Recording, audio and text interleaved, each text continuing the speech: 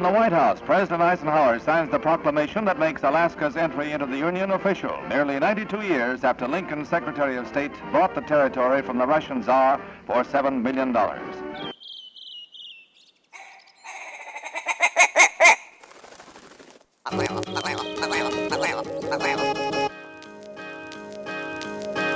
Alaska Wild Project podcast is brought to you by the following sponsors. The Bait Shack, located on Ship Creek upstream of the bridge. Can't miss the bright red shack. They are the go-to fishing gear rental and guide service on Ship Creek. Tight lines and fish on. Come hook into the action with them. Hit them up at thebaitshackak.com. Lawn Pro AK, your year-round professional property maintenance company, providing services such as weekly lawn maintenance, driveway sweeping, snow and ice management, and tons more. Get your free estimate today at lawnproak.com. Anchortown Dogs, located at 4th Avenue across from the old 4th Avenue Theater. Look for the blue and gold umbrella. From reindeer dogs to bomb euros, they've got you covered.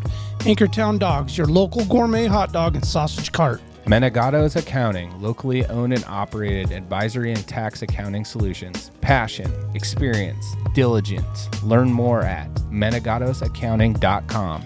Double Shovel Cider Company, located off Arctic and 58th. Handcrafted Alaskan-made cider. They also have a tap room downtown on the corner of 5th and E. Check them out at doubleshovelcider.com. Serrano's Mexican Grill, 2 locations, one on Tudor, one on Northern Lights. The Northern Lights location has their new tequila bar. Check it out. Also see their daily specials at serranosmexicangrill.com. AKO Farms, located in Sitka, Alaska, built from the ground up with concentrates as their single motivation. Find their products such as their sugar wax, full spectrum diamond sauce carts, and more at the Treehouse AK and other dispensaries around the state. Ask your local bud tender about AKO. TheTreehouseAK.com, located at 341 Boniface Parkway. Your all-in-one cannabis and CBD store. Ask the bud tender what the strain of the day is to get your 10% off. The Treehouse, where the culture lives. Marijuana has intoxicating effects and may be habit-forming and addictive. Marijuana impairs concentration, coordination, and judgment. Do not operate a vehicle or machinery under the influence. There are health risks associated with consumption of marijuana. For the use of only by adults 21 and older. Keep out of the reach of children, and marijuana should not be used by women who are pregnant or breastfeeding. Tailored Restoration 24-hour emergency home services, helping Alaskans restore their dreams since 1972. Services include fire, water, mold, post-emergency cleaning, repair, and remodeling.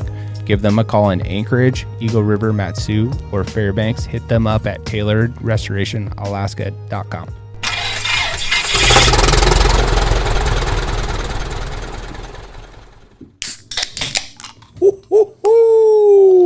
Triple shovel. Snap it, crack it, Guess who's back? pop it. Back again. Ooh, nan. Welcome to Alaska Wild Project, episode number 26. Really quick before we start the show, as usual, our Patreon is patreon.com/Alaska Wild Project. Big thank you to all the people that have been adding it up. We do have the Annie, how do we say Annie's last name? Nagging gas. Nagan gas. Annie Nagan Gas story, which will be our first Patreon. I'm going to edit that up and put that out there for the people that we have now. So if you want to hear that, it's only going to be available on Patreon. So you can go to patreon.com/Alaska Wild Project, donate whatever you feel comfortable doing, and you will have access to that. Yep. And I think we're also going to do, I was thinking about adding maybe some sort of a discount or like a early, because our merch sells out fast. Like as soon as we get it, especially with the COVID stuff, it's like a big delay. Yeah. We have a bunch of new hoodies. We got beanies coming. We got sunglasses coming. We got. Oh, we're going to release that info? I guess we just did. Yeah. Those are going to be a hot ticket. But what I'm thinking, there's not. But what I'm saying is, if you're a Patreon member, you have access to buy those things first. Yeah, I like it. Yeah. So before it's released to everyone, maybe everyone that's a Patreon will be able to buy. Yeah. To have the option to purchase some merch before it goes to anyone else. Because a lot of times, a lot of those sizes sell out right away. They do.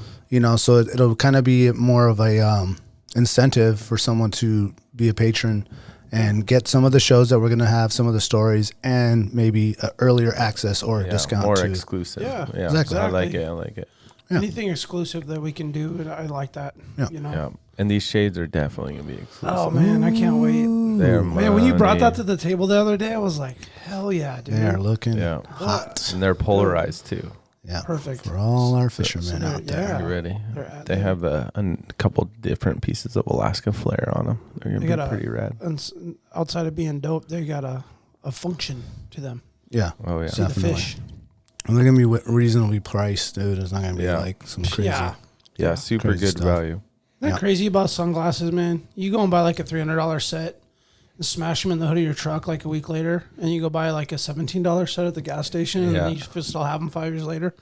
I I had don't know what the deal is with that. But one nice pair. I had these Maui Jims I used for fishing. They were so Ooh, nice. You never want to lose a pair of Maui And jeans. man. it was kind of crazy because that was the year the twins were born early, and then we named Paxson after Paxson Lake. You know, I guess I named him.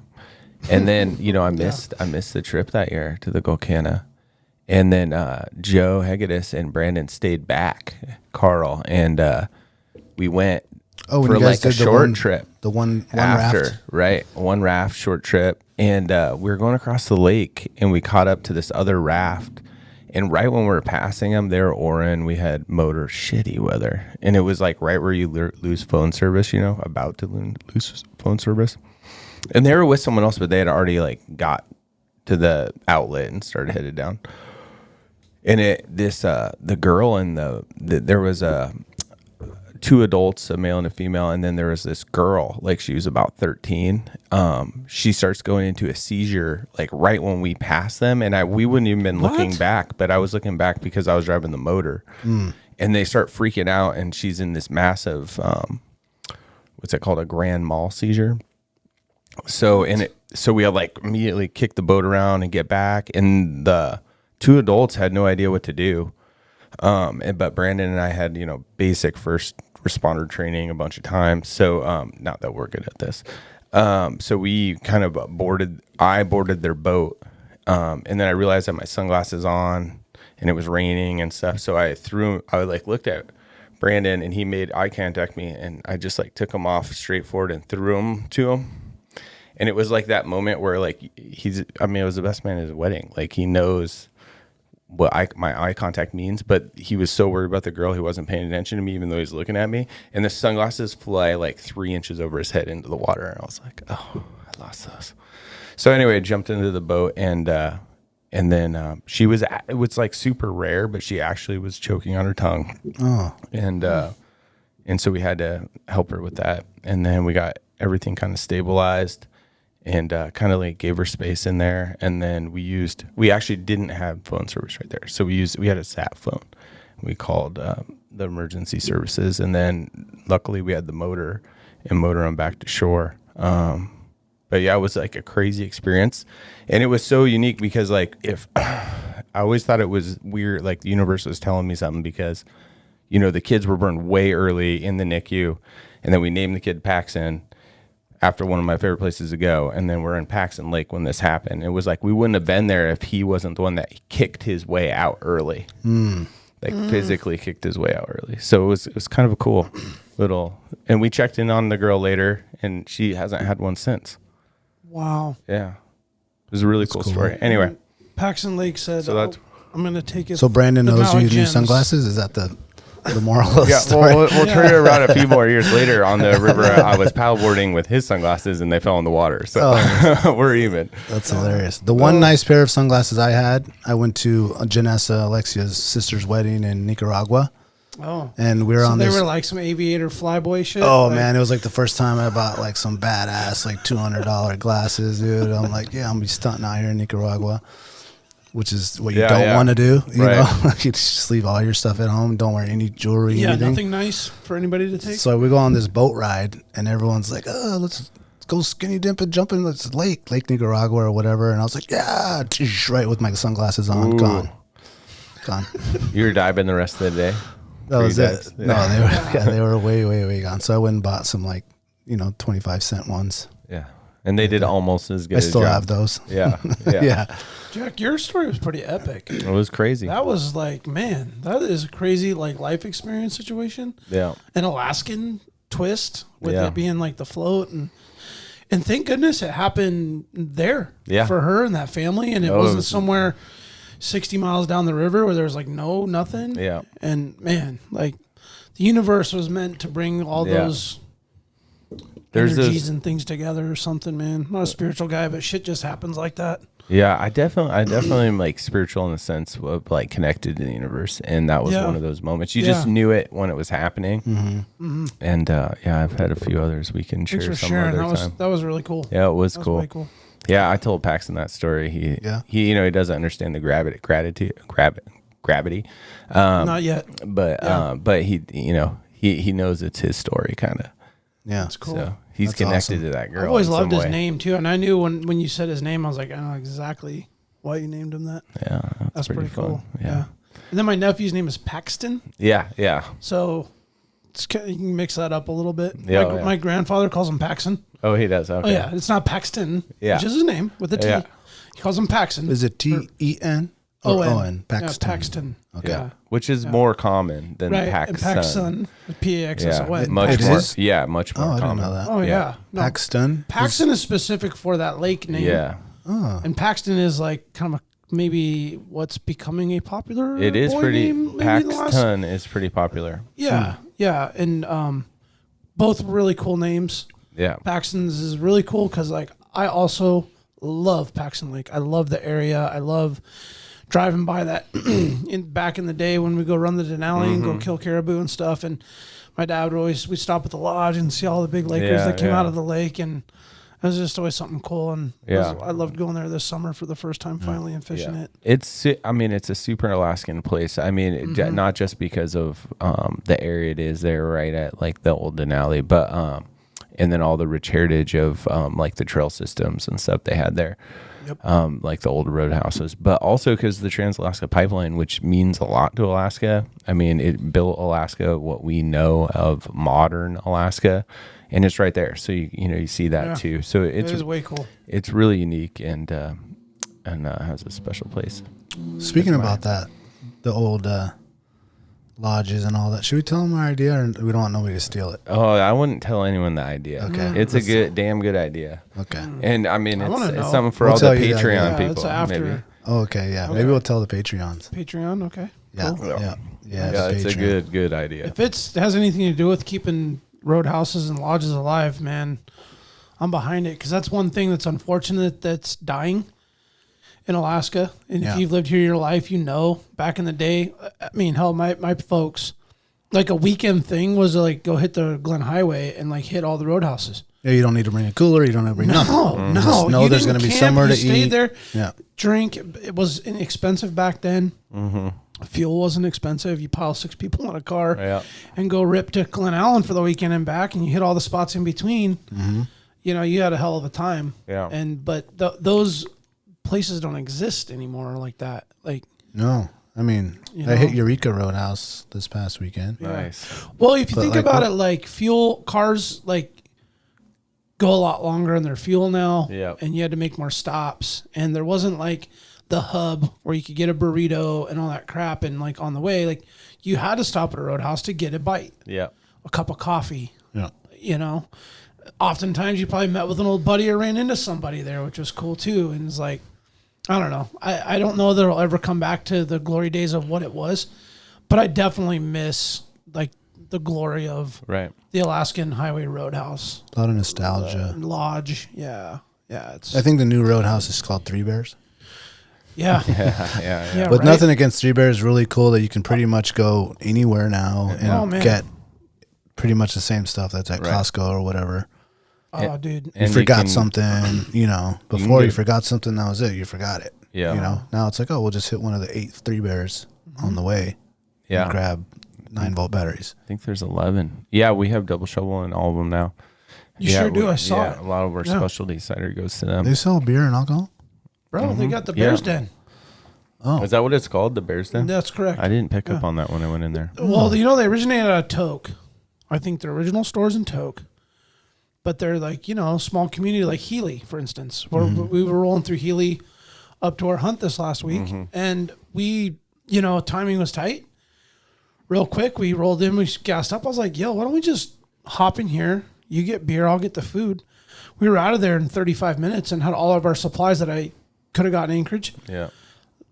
It's a little more expensive, right? Because to get it out there and everything else. But I felt good about, dropping $200 there for groceries and beer and everything we needed for the week, and providing that community shot in the arm traveling through. And I loved it. I was like, man, this is cool that you can swing by a little town in the middle of nowhere and load up completely on groceries. Yeah, Three Birds is great. I loved it. It was cool, man. Yeah. And Healy's badass, by the way. I love Healy. Oh, yeah, man, it was dude. fun. Yeah. You got a lot going on there. We can get into that some other time in detail, but Healy is a cool place with Usabelli and all the restaurants and bars and lodges and quite places. A nightlife, huh? Oh, big time. It's lively. Yeah. It's very lively. I never actually hung out there at It's night. really cool. All the minor boys come out at night and it's full black-faced. Full blackface. The totem's open till like 3. Lung. Yeah. Yeah, the totem ends open till like 3 o'clock in the morning. So it's like, oh yeah. Is that a bar? Yeah. Okay. That's where everybody leaves 49th and goes there. Oh yeah. I was like, this is awesome. From what I remember, it was awesome. Oh, that's funny. Yeah, man, it was that's great. That road tripping thing, it just changed in Alaska. It ain't like it used to be. But it's still cool too, because Healy wasn't like that back then either. Yeah. You know what I mean? No reason to stop there. And there are some beautiful lodges and some places that got it going on. So let's not get it twisted. There's a lot of really great places to visit in between on your highway runs. And just takes a little homework and looking into it and finding them. And there's tons of reviews on everything anymore. So, but that Roadhouse Lodge thing is just like, it was a little bit before our era, I think. It was more of our folks' time. I'm sure John and Mommy and Poppy could tell you. Oh, they used to go and just hit those lodges up and be there and camp and drink and party and stay in the little cabin they have in the back or whatever. That was like their thing. Or sleep in the car. Like, I mean, the people just... Yeah. Good old days, right? And the old Dodge Ram. Ram Charger? The Ram Charger, yeah. Oh, the old SUV style. Had yeah. Dude. Ram Charger on the front. Dude, the Ram Charger had a big back seat you could fold down, man. It made a good bed, dude. Yep. Had the little window that slid down and the little vent thing like you see in motorhomes that you twist up on the ceiling that went up and down. That's actually one of the reasons why I have a little claustrophobia. I think I said this before on the podcast. I don't know if I have. But my dad used to put the seat down, but then there's still a little space in the back, and he put a piece of plywood there, and like me and my sister would sleep under there, but you're like trapped in there, dude. Yeah. So one night I woke up in a panic, dude. I'm like, well, I can't get out. Blah. I'm like kicking the thing, and ever since then, I don't know. I still built some crazy tunnels. I was a tunnel maker, like snow tunnels. Nice. Ooh. You bring a candle in them? Oh, dude. So get them all warmed up really quick. So we grew up, rabbit hole in here. Rabbit hole, dude. Where the Alpine apartments are there off the highway. Oh yeah. We grew up back in that neighborhood before the Alpine apartments were there. Yeah, okay, yeah. and that's where I learned to 4-wheel and catch frogs, and that was our little playground. It's all swamp, right? Yeah, we used to love going back there. And then they built the Alpine apartments, which became a whole different playground. Like we'd play tag in those buildings and go on the roof and do shit we shouldn't have. But then in the winter, they would pile these huge snow piles like they do now in cul-de-sacs and stuff like that.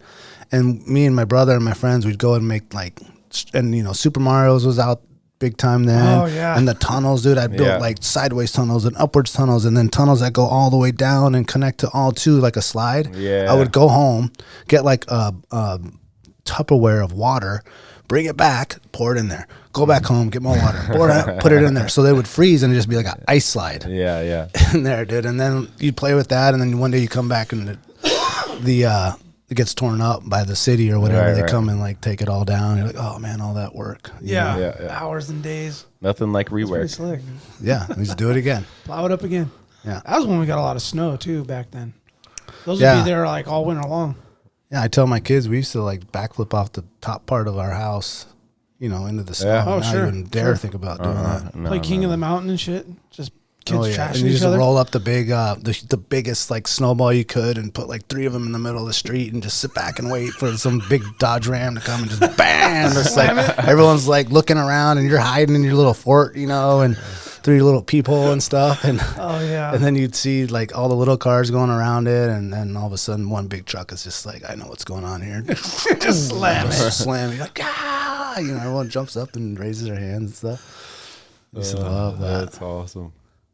That was great. Nice little A funny Trip other back little to thing memory is, lane yeah, dude. there, huh? Yeah. Yeah. I learned to ice skate on my street Oh, really? Right. because back then they didn't sand or they didn't gravel. It was just way. like an ice sheet. Yeah. Yeah. So I got Canadian flyers, like zero ankle support. Yeah, yeah.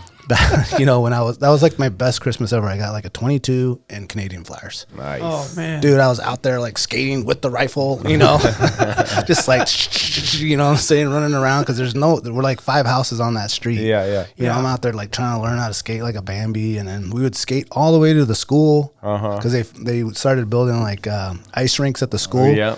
And I would leave the house with my skates on, skate all the way Out of the to the driveway. school, up the hill, down the hill, skate all day, and skate back home. You know, just flopping around with those ankles is just no support. Damn. With my hammer Sanders. pants. just folded. Yeah, just hammer pants out. From my grandma, I didn't have the real ones. Yeah, that's right. My grandma had to make some. Slap bracelet on. With the true Colombian colors too, just Oh, for you sure. know I did. Rocking like a big boombox on your shoulder. Oh, we didn't have that. We didn't have boom boxes. Start with those Canadian flyers. Yeah. Yeah. Well, we went from there. We talked about sunglasses being lost. You know, we went there. Talked about lodges. What we were going to talk about today? Oh, we're going to talk about hot August hunting stories. There it is. So the three of us have been on multiple trips, some together, some with some of our other buddies. So we kind of want to give everybody a little recap of, you know, Our adventures. our adventures that we've Yeah. been going on. And there's Yeah. been a lot of cool stuff. There's been some animals that have been taken. Yep. Last week you guys got the sheep story from Brandon Yeah. and Chad, which is getting a lot of good numbers. Podcast just aired here this week, 23rd, right? Chad was awesome. He Oh, was yeah. such a great dude to have on. It's a great listen. If you're a sheep hunter, you're a mountain hunter, you're a hunter, you're someone that's looking to get into it. I would say it's a great listen in terms of just what it's like really like once you get to a respectable level of the ability to do it. Yeah. And you can relate heavily to a lot of the content that was in that podcast. So I really, really strongly advise anybody to, if you haven't had a chance, get a listen on yeah, that. like a lot of the like thought process that goes into just like every moment kind of came out there, like what's important, Yeah. the deliberate steps, like what we're thinking about wearing and what, you know, foot care for the rest of the trip and feet getting wet, you know, all those type of, all the little things to think about. And then like the challenge, like the internal challenge, like stepping into a position where you might not be comfortable with something and then taking that on and being like, oh, I can do this. And that all came out. Yep. It was really good. It was, and it was great to share that, and I'm excited to hear about your guys' experience. I know we were out the same time, and one thing I wanted to mention before we get started, I thought was so fucking cool, was that we were in reach, updating and communicating every day. Yep. Both parties. What? And Tell me more about this. Yeah, and I was just like, dang, I could see Jack and Daniel like laying in the tent, probably wet, cold, and miserable, or getting warm from being wet and getting into a nice, warm, dry Stone Glacier tent, Yeah. enjoying their greens.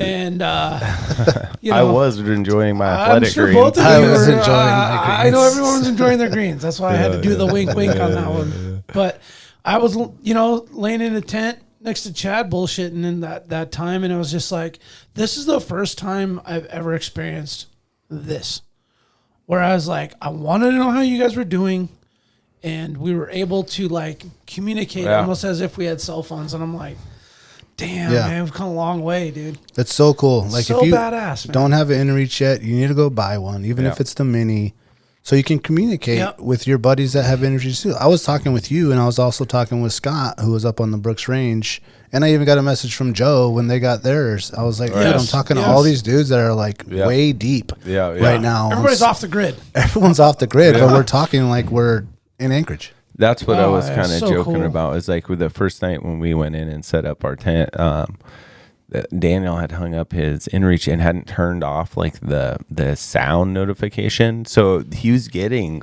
text messages like we were in town. Like it was just like bing, bing, Bing, and I'm less like, what was that sound? You know, looking up there, and it's like, oh, you're talking to everyone. It's our first day. It was really funny. I miss you guys. Oh, yeah. And I was like, our location's turned off, right? Yeah. Oh yeah. Make sure you turn off the location. Turn off your location. Because I got a couple of locations from You some get, guys. oh yeah. Well, you want to like give everybody every detail of what's going on, except for where are you? Well, you know, there's a spot Sheep up in Creek. the woods. You know, Yeah. Upper Huffman. There's that Up spot north. up there.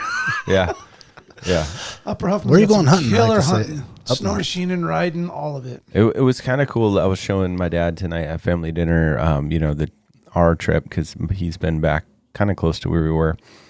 And as I was showing him the pictures, I was be like, and this is where, and he'd be like, no, I know exactly where that is because of the Inreach. And he was like following us. So he knew like where we went on what ridge he was getting your each track. day. Yeah. So he was tracking us, right? And so he had already kind of like remembered the path, so he could kind of live the path through the tracking on this photo display that I gave him. You know, Yeah. It was really cool. And as for that Inreach, I really think I would recommend to everybody that you should just get the full size one with the screen. Totally. Chad had the mini, which was cool. Josh has the mini. I've seen them all in action, and we've talked about this before. What if your cell phone dies? And I'm like, well, we came out packing that sheep out. We got down there at 15 minutes to sundown. It had completely fogged in, so it was twice as dark 30 minutes before it should have been dark, to the point where you just about had to turn on your headlight, which was actually worthless because the fog was so thick that the reflection off the light just messed you up. Well, my phone was on 12%, and it was pissing rain. And I didn't want to pull it out in the pissing rain. Yeah. Because it was in a phone scope bracket adapter, which means it's not covered or watertight or anything like that. And so I had my Inreach on my bino harness. Thanks to the bino harness review, boys. That's Dude, fucking what a hot badass. tip, man.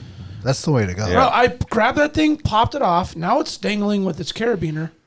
And I was like, all right. And me and Chad were over it. We got pretty frustrated. We couldn't find our camp at the very end. We stumbled down, and it was like, fuck, everything looks the same. And it's getting dark, and it's foggy. And it's just like pouring. I'm 500 feet away from the tent. And I'm like, man, dude, we're like right here. I followed it and reached the way I was supposed to. Got it all calibrated and followed the compass and the whole thing, and was like, oh shit, there's the tent. I'm like, okay. Yeah, that's where it comes in. I didn't want to pull my phone out. And you know what? If my phone had died, like, what if I got stuck up there for 45 minutes, an hour longer, and then the phone died? What if I slipped on my side and on a rock? And instead of cutting my leg, it smashed the screen on my phone that's in my pocket. Worthless to you. Yeah, the mini, you can't see anything. It's all good. If you want to get the mini, you're a minimalist and you want to roll that way, go for it. It's still all good. Make sure you keep your phone charge protected. You take the extra steps to do that, or just get the full size Inreach. Explorer Plus, whatever that is, right? And have the ability to not have to use your phone. Totally. And then you learn how to use that thing too, because there's so many tips and tricks on that thing. And we can get into that on another review. I just wanted to make that clear because I had an experience that was like real lifetime shit.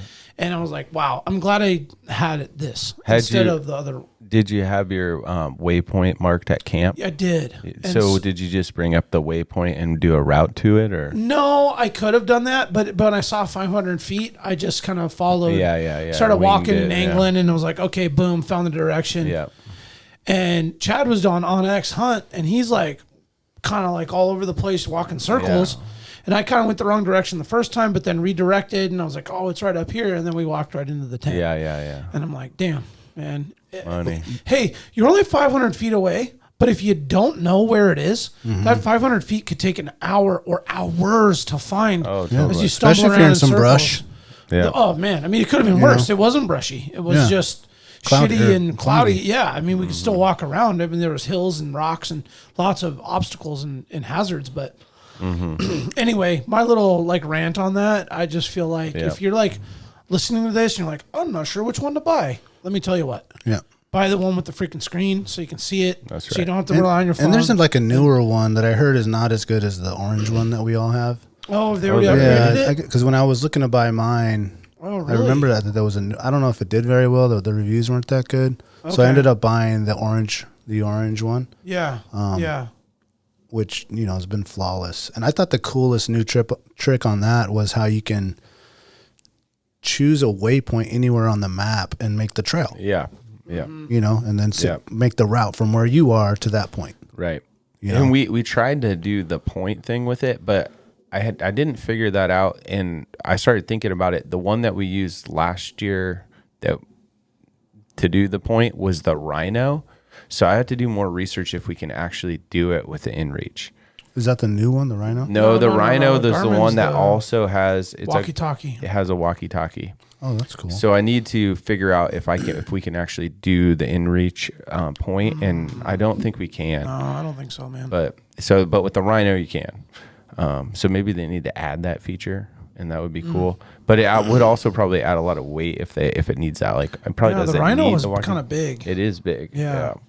Those Rhinos are awesome for snow machining. Pull that up real quick. I've never seen that Rhino. The one with the walkie-talkie. Yeah. Oh yeah. So that you can walkie-talk to other other Rhinos. Yeah, yeah. Right. So That's cool. we all carry a Rhino. They've been around a long time at Moose Camp. That's like kind of a rule for safety, since we're in. You saw the territory we go to, right? Like it's all with all the features and the high willows. Like if you lose someone, you're not going to find them. Yeah. So with the Rhino, every time you check in with other people, it saves that location on your phone, on your Rhino. So we all check in every 30 minutes or so. So if someone gets lost out there, we can at least have like a area to start looking. Mm-hmm. It's a two-way radio and GPS combo. Right. So it's like a walkie-talkie. Yeah. Yeah. And Wow. GPS. Yeah. That's cool. So we all carry these, and we have a way older model than that. Yeah, But, I have that like original one from 10 years ago. Yeah. But that's pretty much what we have. We charge you every day. Yeah, it just sucks the battery. I'm sure the new is like really good. But Once I went Inreach, I kind of forgot all about these. But to be able to transmit the location is super key, you know, where someone's at, especially after a moose is down or something, you know, because you just drive right to it. Yeah. You save that perfect. spot and route to it. Yep. Yeah, I actually had to use that little waypoint deal. I don't have that walkie-talkie one. And we'll get into that story on my caribou hunt where I went off to go make this stalk on this caribou. Yeah. And Chad was still back at his ATV with his wife. And then once I got the caribou down, I was like, here's where I'm at. Right. Can you come down here with the Rhino or not? You know. Yeah. Either way, this is where I'm at. Yeah. You know, so you can get to me because it was aldery and down in Right. some things. You know. Rhino, the side by side. Rhino, the side by side. Yeah. Yeah. And I think one important thing to mention, just for like the people that don't hunt that listen to this, we're not using these electronics in the efforts to kill something. No. Like it's only for safety, and it's after That's absolutely something right. has been harvested. Yeah, I'm glad you made that point because it's Well, not that's for illegal. Right. It's Yeah, illegal. so specifically, you're not allowed to do that, and Takes away fair chase. yeah, absolutely. Yep. Exactly. But it's really great after the fact because there's a lot of things that factor in and variables that happen. Some that can be like, I won't say like life threatening and dangerous, but things can get weird when you get an animal down in a weird spot. Now, or it runs off. You know, you don't make the right shot and it runs off, especially if you're going after a bear. Yeah. Oh, A absolutely. lot of times that thing runs off into who knows where. Yeah. It takes 4 hours before it's actually done. Or And it then could you're have like- just been done, and you're not comfortable going in alone. Right. You know. Which is the smart thing to do when you're harvesting bears. You wait a half hour or more. Yeah. You know, I'm sure every guide or any real professional or, you know, somebody that's an expert in that would have a different opinion. But yeah, I mean, these devices just make it so that your communication efforts are more efficient. And I think there's a lot of lives and well-beings that are saved or put in a better place because people have these Oh, totally. these pieces of equipment. But Absolutely. anyway, so on that note, Yep. you guys went sheep hunting. You guys, from what I understand, went back to an area that Jack was familiar with, but Jack also wanted to see some new territory. Daniel, you came along with him on this exploratory mission sheep hunt adventure. First time probably doing a hunt of that sort. As far as like a deep backcountry backpacking style hunt, right? Yeah, where it's kind of a combo of you know, we were gonna leave from your guys' family moose camp. Yeah. You know, and first impressions for me in that area, I'd never been exploring around in that area. The ATV trail in general was pretty. Well, let's back up. You guys planned, you guys departed, like did everything go to plan? Did it feel good from the beginning? Like I kind of want the full like I want it from the beginning. Like, so give it to me. Yeah, like we planned the trip a year ago. I like scenarios and information. We planned it. So you know, I've been going in here for a long time. It's kind of a nasty place to get into. And I only make the effort to go in once a year, you know, for our family trip. Cause it's an effort. So last year, you know, Daniel and I, you know, were like, let's go in, because, you know, growing up doing something like that, and seeing like the magnitude of what's like around the corner, and never being able to like take the opportunity to make the push back there, because we're always chasing moose. And it's a really hard place to hunt moose. So usually, you know, we get one moose after, you know, 7 to 10 days. So there's not time to like kind of push around that corner. And then, you know, we were always sheep hunters, but usually like if we were doing rams, we had already done them that year. So we just never made the effort to go check it out. So it's always been this like fantasy of mine, to get around this corner and see what was back there. So we, you know, Google Earth has gotten better. All these things have gotten better. So, research tools. So like a year ago when I got back from Moose Camp, Daniel and I sat down and I was like, man, I really want to do this. Daniel signed up to go with me. And so it was kind of like a lifelong mission to go just see what was back there. We didn't know if there's going to be rams back there or not. We were kind of taking a chance, but we knew we were going to see beautiful country, but we really didn't know what to expect because that country has lots of features. You're starting in really low elevations, and you're going to have to walk like river systems up.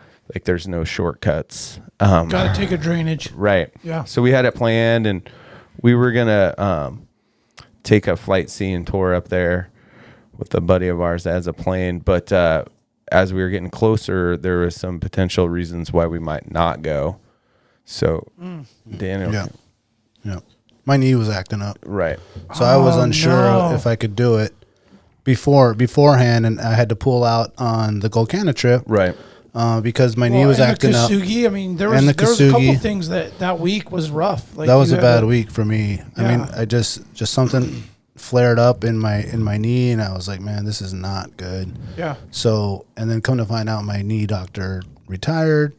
So I had to like begin this process of trying to find a new guy. And the only appointment that I could get was like the day we were supposed to be leaving on the Golcana trip. Right. And so I'm just like, man, I got to go see what's going on with this thing, because in my head, I'm like, I can miss the Golcana and the KUIU, but for a year, we'd been planning to go on this exploration trip. Right. And I was like, I didn't want to back out. You're counting on me. There was pretty much no backup plan. Right. You know? And so I was like, well, I'd rather miss out on these trips and see what the doctor says, and to be able to go on this trip, which worked out fine. I went to the doctor, and it wasn't anything major. Got the MRI and all the stuff. And so that gave me a lot of reassurance that I could go on the trip. And honestly, I didn't want to go with anyone else. I mean, we had planned it for a year. It's super dangerous right in. It's kind of like not, there's not a lot of moose back there, but there's also not like a lot of people. So like, I didn't want to introduce the area to new people either. But like the danger of the 4-wheel trail, and then like trusting people that would be able to save my life, to go with me on a trip like that. Just because, it is a long ways in.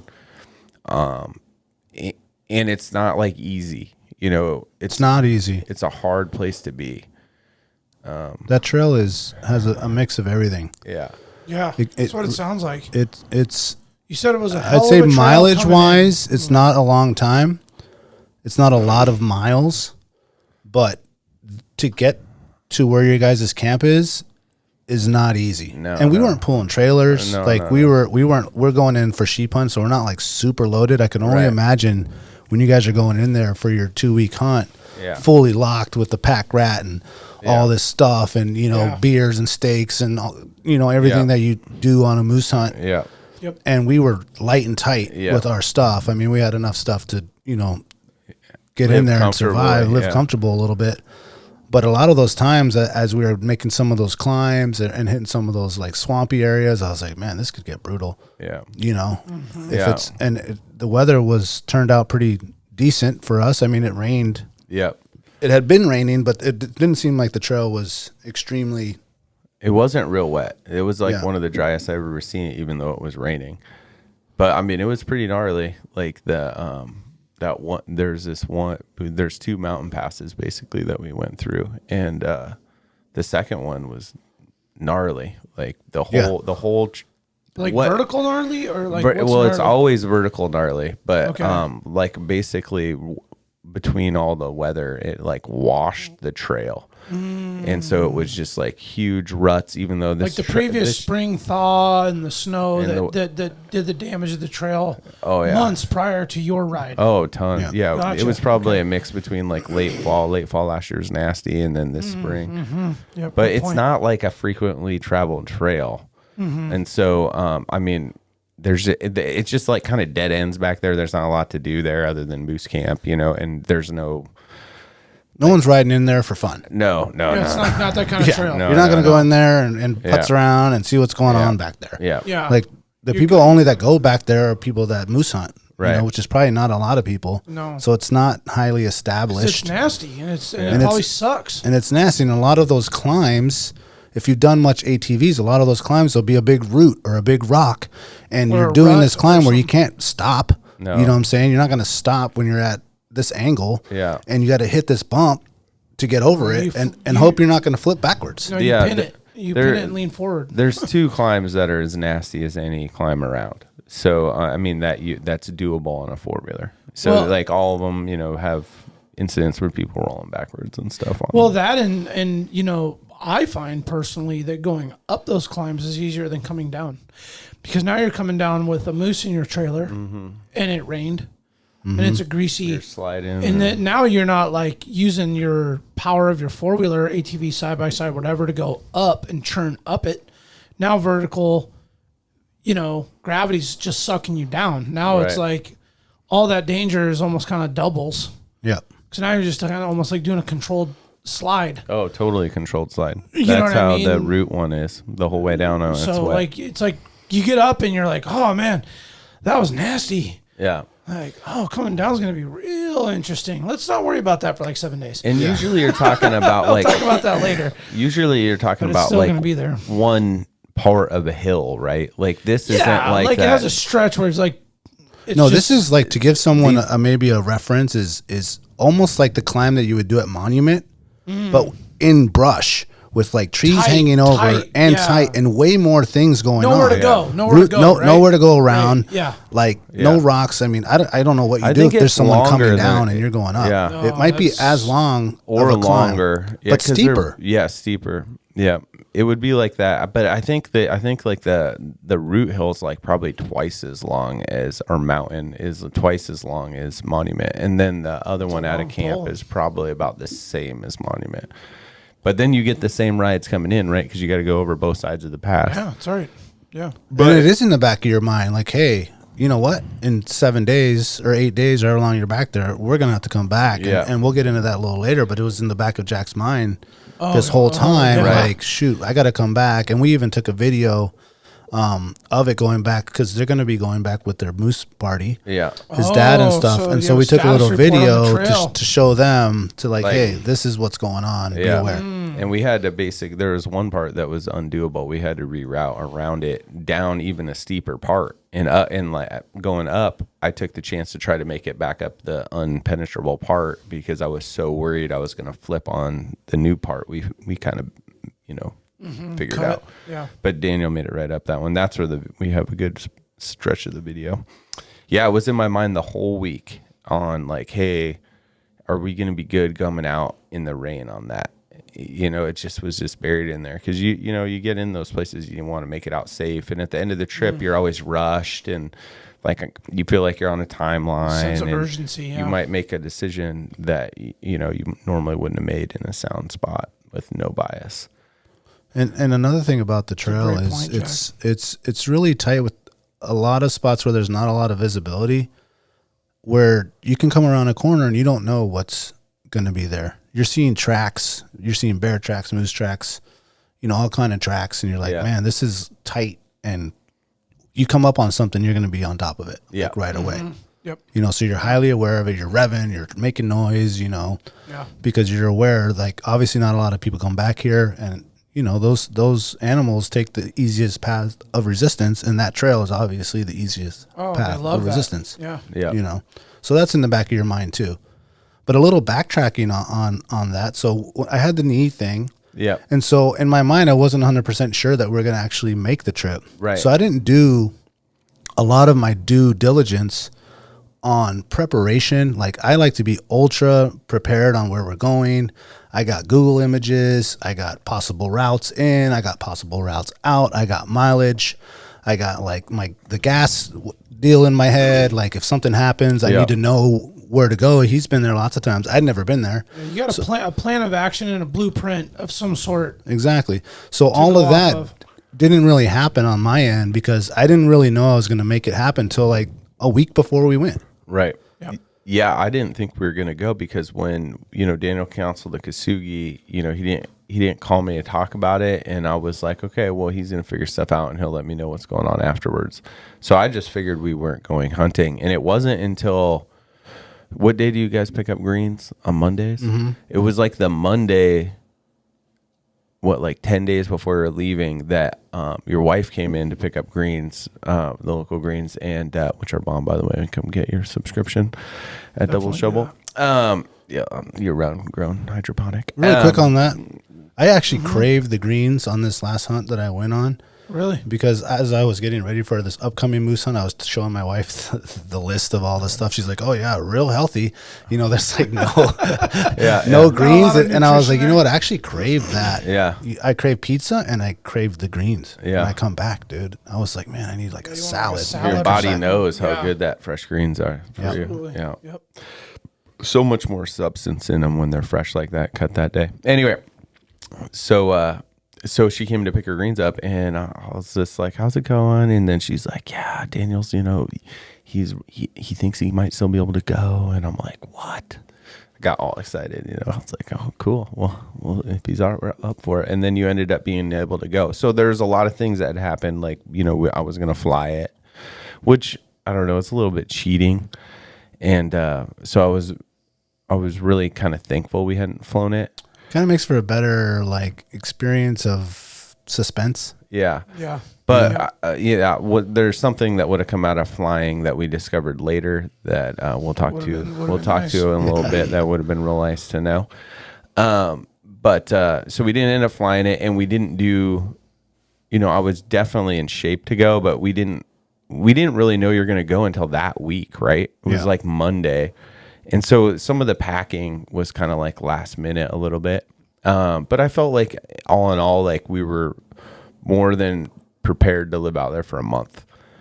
Yeah. Probably, and it kind of reminded me of the first time we went on a sheep hunt, however many years ago, Brandon, 6 years ago, where literally we prepped for like 6 months. Yeah. You're thinking of every scenario, looking at every picture, and you're looking Endless through your gear. Hours of conversation and you're researching this food and this gear and this bag and this pack and every this foot of this. Whereas after you go on, 5 or 6 sheep hunts and goat hunts, which are similar, you like already have the gear. Yeah, you kind of know what's ready. up, and you're like, I actually was finishing up on Saturday. We left on a Sunday. And on Saturday all day, I was like, I still need this, I still need that, I still Yeah. need this, and I just went and got it all and got everything like packed that night. You know, which is In a couple hours. which is crazy as a first time sheep hunter. That's not what you do. No. Oh my You God, know, no. You are insanely Over the preppy top. and Yeah. over the top. You know, you got all your stuff laid out on the table. You're triple checking all your lists and all your stuff and your photos and all that stuff. And I just felt a bit rushed, but I felt like I'd done it enough times that I knew I'd be ready. Yeah. You know, gear wise and food wise. Yep. Same here. Yeah. I felt comfortable if you're going to be able to go last second, that I'll be ready to go. But I definitely put less effort into like the preparation and being just on the Johnny on the spot. Did you guys forget anything critical? No. No, I think what it came down to was just little like incidentals. Like we wanted to bring a teepee, but we weren't packing until That last was my second. fault. That was my fault. But there's other places My to fault. borrow teepees from. my fault. You know, And that was You on were my using list of yours. Saturday things. I went around and looked everywhere in town for a teepee because once I couldn't borrow one from the couple guys that I knew, I was like, well, I've been wanting. Everybody turned you down? Yeah, everyone that couldn't Cisco do it. even? He had let someone else borrow it, or he was fishing on the Kenai and Yeah, I couldn't he's get fishing. to it or whatever. Yeah. And so it was one of those deals. I was like, well, I need one anyway for myself. Let me just It is finally that. go buy it. Yeah. But that's the type of thing you don't Wait wait late till last the minute. day Yeah, before you no. leave to go get it. You buy that in February. Yeah, Yeah. you test it out, you know, and all that stuff. Like you don't Right. buy your I boots felt before you so leave. bad, man, because I didn't even use it. It's They're all Oh, good. like, We "Yo, got let me the, get this. And I was like, we got to test that SG. well, Chad wanted to take the Hilleberg 3-man. And I'm like, oh, dude, we can like base camp with that or leave that. We'll Yeah. take my teepee up. And he was like, oh, man, it's floorless? I'm like, yeah. He was like, teepee, non-teepee guys are kind of like, That's how Oh, I yeah. was before the trip. yeah, and I think Yeah. once you go with it, and we Oh. did the opposite. Like, and I was telling Jack on the Yeah. trip, I was like, this is the first time I've sheep hunted using a tent. Like every time we've sheep hunted, we used a teepee. Yeah. Except the very first time, which we all brought like our own tent, which is stupid. Yeah. That's crazy. We brought 4 shelters We're gonna for be 3 good. guys. But we did use the teepee to learn that the teepee was legit Yes. on that trip. Well, we left the other tents at that Yeah. one camp. Yeah, we used it to like spike out, Spike. but then we realized, Yeah. well, this is all we need. Why Right. are we even bringing the Yeah, tents? Yeah. You basically bring 2 spike tents for 4 Yeah. guys. But it is in your mind, like if you've never slept in a floorless shelter like a teepee, it's, you know, there's a lot of thoughts running through your head. Like, are bugs going to get in here? Is wind going to get in here? Am I going to get wet? The wind Like, and rain. That's what I was worried about. yeah, but then once you spend the night in the teepee and you get all that space, Yeah. you know, especially if you're socked in and you're in weather and you have to spend the whole day, like spending the whole day. I mean, the SG is nice. Yeah. And the Hilleberg's nice, but Oh, to yeah, spend I'm a day or 2 days or 3 Oh, days, yeah. like we had to when we were on the first sheep hunt, Oh, we It's like like- 3 days in a row. you got to be in the teepee. You We got to hunted like an hour or 2 a day. Yeah. That's brutal. Forced in the fog because Yeah. we had to get out and stretch our backs because we were like laying Yeah. down the whole time. I kind of thought that I backed off some of my learnings because this was the first sheep hunt I allowed myself to go in on a 2-man tent since my first sheep hunt when I was 11. But after when I was 11, my dad was like, we're never going to use a 2-man tent again. This is a 1-man tent. And so we always sheep hunted with 3-man tent. Yeah. And so then when you're bringing the 2, I was like, I don't know. I have this REI 3-man. And then you're like, I want to test it. I was like, all right, cool. I'm glad we brought yours Yeah, for worked sure. out. It's a true 2-man too. It's like a it big did one. really get well in some of our conditions. But I was also kind of like, man, 2-man tents suck. I don't want to be in a 2-man tent anymore. And I mean, I'm not even opposed to like a dude carrying the 2-man and a dude carrying the teepee. Well, Then that you was would like the have, original like- plan. That was our Yeah, plan. yeah, that you would have both. Right. That's why you're going to. But I think in the future, I would just take the teepee. Yeah. Because I can sleep through anything. I don't really care as long as my shit don't get wet. Yeah, and the thing with those teepees yeah, is you can have it elevated from the ground to get some wind and to get some of that condensation out of there if it's hot, or you can put it all the Paste way it to the down ground. to the and there's no wind gonna come Right, in there. right. You know, it just depends on the weather and what situation you're in. And you Yeah. can pack rocks around it and like make wind blocks if the wind's coming like from this direction the whole day and night. Yeah. Constant. You can like take rocks and pack it around and yeah, I mean I'm a big fan of it because then 2 guys and all their gear and shit can fit in there. Yeah. Well, Which you can't do in any 2-man tent. No. Like no way ever. I'm a big fan if we're gonna hike in and get sheep that we can just make one load out. And that would be ideally with 2 sheep. I think one place we could have done better. We did get we were pretty light, but we could have been lighter. So that was a good lesson for me to relearn. I feel like I relearn that every year. But I got like phone chargers, and I think I used all my wool sweaters and stuff. I went pretty lean on that kind of gear. But then like my pad, my old light pad was broken, so I brought like a little bit heavier pad, and I think I could have cut out like 5 or 6 pounds and felt more comfortable if we both got ramps, but we didn't have to deal with that. Yeah. So on the way in on the 4-wheeler trail, I want to say maybe halfway in, my ATV is making this crazy sound. It's like louder and getting louder and louder and louder. I'm like, what's going on? And then finally we're on this push up this hill, and luckily it happened on that little plateau before we went up. And it just was like, but not moving. Like making the sound like you're going, but way loud. I'm like, whoa. Like the engine was rapping out? Like something's wrong. Something is 100% wrong. Yeah, like the sound of the engine going, and something's up. And I throttle was stuck or some weird. I don't know. It was not moving, but it was making the sound like you were going. It was the sound like your muffler fell off. The compression is going straight out to atmosphere. Super loud. Okay. Super loud. So and it's raining, and Jack's ahead of me, and like I said, we were on this little plateau, and you climb up, and so he probably climbed all the way up and realized I'm not behind him. And it's really tight. Like you turn around, and it's like you can see 10 yards. So I keep looking around. I'm like, okay, well, I'll stop. Wait a little bit. Yeah. Hear if he's coming. You don't hear it. Like a good tip is turn your ATV off. Yeah, and listen and be like, is my boy coming behind me? Or I don't hear anything, then something's wrong. I need to go back. In the rain and the brush, it's hard to hear it. Yeah, it could be like 20 feet around the corner and you still don't hear the shit. Yeah.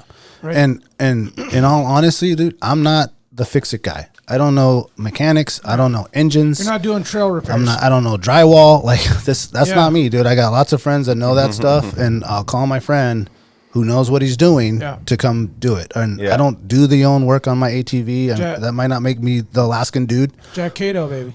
I got my friends that know what to do. Yeah. So I'm not gonna act like I know what I'm doing, and I'm gonna evaluate the situation. And like when this guy we'll get to that story where he pulled out and he's like, I got an extra belt, I'm just gonna change the belt. And I'm like watching him like, shit, I would know what the fuck to do. Oh yeah. You know, I would just been like, well, looks like I'm gonna have to hike out of here and come back with Carlo or someone who knows what Cisco or someone and come get this machine. Anybody got a toe strap? Like like no, I bring a toe strap because I know, I might have to get towed out. But the Can-Am has been excellent. I've had zero issues. This is probably one of the only times that I'm like, you had the weird power steering issue on the caribou hunt, which was just like 80-degree riding. Yeah.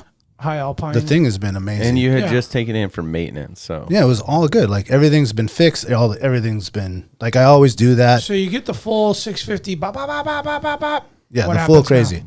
Jack comes back. He obviously knows more about engines and possible issues, So it was obvious. It was obvious when I heard what was happening that it was from the compression downstream. Like it was obvious. In that was from when we were walking up, or I think you had started it before I got back. Like I was, like 20 feet away, and it was like, oh my God. So and I felt like something was up because as I was climbing, I was like, I know this machine can climb. Would you get some bad gas or something? Bad no, fuel? so we pull over and he's looking at the engine and all this stuff, and I'm like, just standing back because I don't even know what I'm looking at, and he realizes like this thing is loose. Well, no, that's not what I saw. So what I saw was when he pulled back that piece and started it, I saw. We took the plastics off. I saw the explosion, the compression, and I was like, "Oh, your spark plug boot was not connected." Well, I actually thought like I had never been that close to the Can-Am, and there's like this weird kind of forged piece that like helps hold stuff together, and I thought that the engine had cracked right there actually, because there was this, I could see the compression at a spot that you shouldn't be able to see it through. But then and it's pouring rain, and then when we look closer, it was just the spark plug. The the spark plug fully came out. Oh, so it was And not. the spark it was plug- like hand tight. Boot was put on. And unscrewed probably. Well, and it just vibrated out because it probably never got tightened. And then it got thrown to a different part. Oh, so it wasn't obvious that that's where it was. Yeah. Oh, okay. So then, I got so you. then we So he's like, oh, we just gotta put this it back back in in. there and tighten it. but it was so cold out, and I hadn't been wearing gloves. That I grabbed it. I didn't think it was hot, so we we put it in. And then later on, like where I'm like Fingertips are burnt. I'm like, why is all like I think I was taking my contacts out, and then you were gonna do the same thing, and then I'm like, oh, I still have it, like all this crazy peeled skin. I'm like, what the hell is that from? I was like, oh, I burned the shit out of my hands. And so did I. My thumb is still, you can see right You guys here. were so numb you didn't feel the burning was happening in your fingers. We had no idea we were burned until that night when we both had it, and we're like, what did we both do? Yeah, like right here, like that's grab weird. that piping hot spark plug. Oh yeah, I can still feel it when I touch it. Like, Yeah, like burned in right there. here, yeah. That's called internal combustion chamber. Yeah, that's right. Internal Produces combustion. a lot of heat. Yeah, burning. Yeah. And it'll burn skin real. it did real bad. immediately. But it always feels great, Ice like cold when skin. you can like diagnose something in the field and fix it. Like even if it's something simple like that. Oh man. And so we all felt It's a good win, about dude. ourselves. We're like, yeah, we're going still. Like it's not over. we thought it was the knee, and then we thought it was late planning, and then we thought it was gonna be, the gas plug, but nothing's holding us back, or the spark plug, but nothing's holding us back. Okay, so you guys ratchet that fucker tight. Yeah, Now you're back. well, like an idiot, like I never pull those little tools out that come with the thing. I have the it like kit? under, like Your in this seat? pocket of this. Probably super dusty and corroded and crusty because you've It's never kind taken of it messed out. up where they are. Like for Oh, they're in Can-Am like, and Bombardier, where they put their tools is the dumbest spot. It's in like- the tightest. I bet it took like 18 minutes for you to even put it back in there. Oh, but and on top of that, I had like stuff loaded On on top top. Oh, of so you had that, to pull right. the fucking trap thing off, on the Where dry else? bag, the Yes. What packs. also is crazy is like I went to go. Well, I was like, well, this is stupid. I'll just grab mine. And so I walked to the back of Honda, and it just right in the back, open it up, grab it, walk over, and the spark plug is different dimensions, like the bolt, it has to than be. the Honda one. Well, duh, it's a Can-Am. It has to Like, be why extra can't special. like let's do some like standardization here? No. Like, if you're gonna have your rig out in the middle of nowhere, wouldn't you want it to match everyone They else's? don't run the they don't run It's the just old Can-Ams in the farms. crazy. Okay, I mean they probably do now, but back then, nah. So anyway, I moved that stupid tool thing now where I can easily access it Yeah. anytime. I was like, spark why is this plug thing in here socket? like full of water, like in the spot where it's getting all wet? And I'm like, this is stupid. Well, this should be like handy. I could probably use a lot of this stuff. Now that I know what to do, I know how to do it now. Yeah. So anyway, we get it fixed up and we're like, all right, let's go. And the thing's running just fine. And we get to rallying up the trail and, would it take us 3 hours? Yeah, I know. I think it was like 4.5. Yeah. Like 4.5, and that was like best conditions. Yeah. Yeah. And then when we were coming up the second saddle, like we really noticed the like washout. 3-4 foot sections of the trail were just suddenly gone. And it's like 4 foot deep. Yeah. Like chunks, you couldn't pass it. Like you had to build some Go new, around it. Yep. Yeah, go around stuff. And it's a real kind of narrow saddle. And right when we're getting to the top, like, so when we're up there moose hunting, I mean, you never see a moose near a four-wheeler trail. Like, never. I can't remember the last time I saw a moose, like a cow or a bull. And there's a bull right next to the trail. Doesn't give a shit about us. Like, Bullwinkle's just chilling over there. Like, it shows me his horns a bunch of times. I can like see if he's going to be legal for season, And I'm like, he's definitely not going to be legal. But what the fuck? And I'm like, you guys got a pretty good spot, man. You're right it's on the like, trail. We see him on the trail on the way in. I'm like, what the fuck? All I'm these like- years. I'm like, I've always dreamed of seeing the bull moose from the trail, and then here it happens. It's not legal, and it's not the season. So it was pretty funny, but it was cool to see a bull moose that close. And Yeah, all velveted up too, right? oh yeah. I love velveted moose, man. I want a velveted moose so bad. Yeah, it was really nice. Full velvet, just beautiful. So as a favor to the Moose Camp boys, we get to their camp and we had brought some stuff in Yeah. to set everything up. Yep. So we take the time to, we had brought some stuff in for their camp, so they're a little bit prepared and set up, some of their things that they want ready over there and the get some annual firewood stuff. ready and all that stuff. And so that was nice to get there and set all that. I think we set it up just in time before it got dark. Yep. It was perfect timing. Yep. And we brought that little wood stove in with us. And, it's melted some tarps. We had a little learning, like getting it all perfectly plumbed and then keeping the smoke out. You can't, what's the little deal in a chimney where it has like the little draft? The flue? Yeah, the flue. The flue is like a bolt, and you can't tell what position it's in. So I'm like, oh, it's good. And it's like all the smoke is like in the tent, and then it's like, okay, let's move it this way. And it's like, how come all the smoke's still in the tent? And then you look outside, and the wind's like blowing down the windpipe. You're like, all right, It just can't go.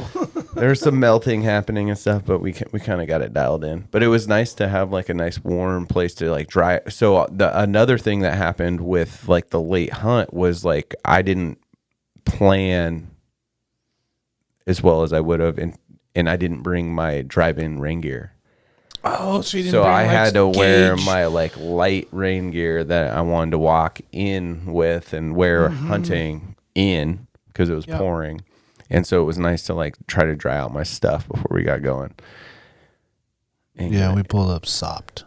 Oh, Just man. sopped and muddy and Yeah, on a trip like that, like pro tip, if you haven't already done it or know, you got to wear like Gage, Grundines, Helly Hansen, like bibs or pants, extra toughs, like a badass rain jacket, Gage, Grundines, Helly Hansen style, Good a gloves. set of gloves, a beanie, a neck buff.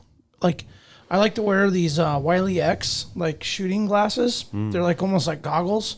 Yeah. But they like cover my face real good and they kind of seal. Yeah. And that just keeps the debris and stuff off, and it looks kind of dorky. But Not like, double shovel blade shades. No, I mean those will work That's too. what I have. But I mean, I just think to keep any debris out of your eyes when you're running hard, and then you can peel that shit off, and then you got your Gucci KUIU Sitka First Light. Yeah, I Fire wore. Ranger, I expected when he's like, "This is going to be like at least a 3-hour ATV ride." I'm like, "All right, well, I'm going to bring my stuff I normally go." Crosses and all that shit. Yeah, like the pants I normally take ATV like on the couples ride, or if Yeah. you're going to Connect, the stuff you wear to go out there, a whole separate Yeah. kit. So you're not bringing your nice stuff. So Yeah. all mine was on the boat, right? And so Oh, I went to right, go right. pack it before we left, like 2 days before we left. And I went knowingly I didn't bring the stuff, right? Because it was on the boat. I but wasn't that's gonna also light and have tight, check. man. If you're like trying to be a minimalist and go light, Yeah.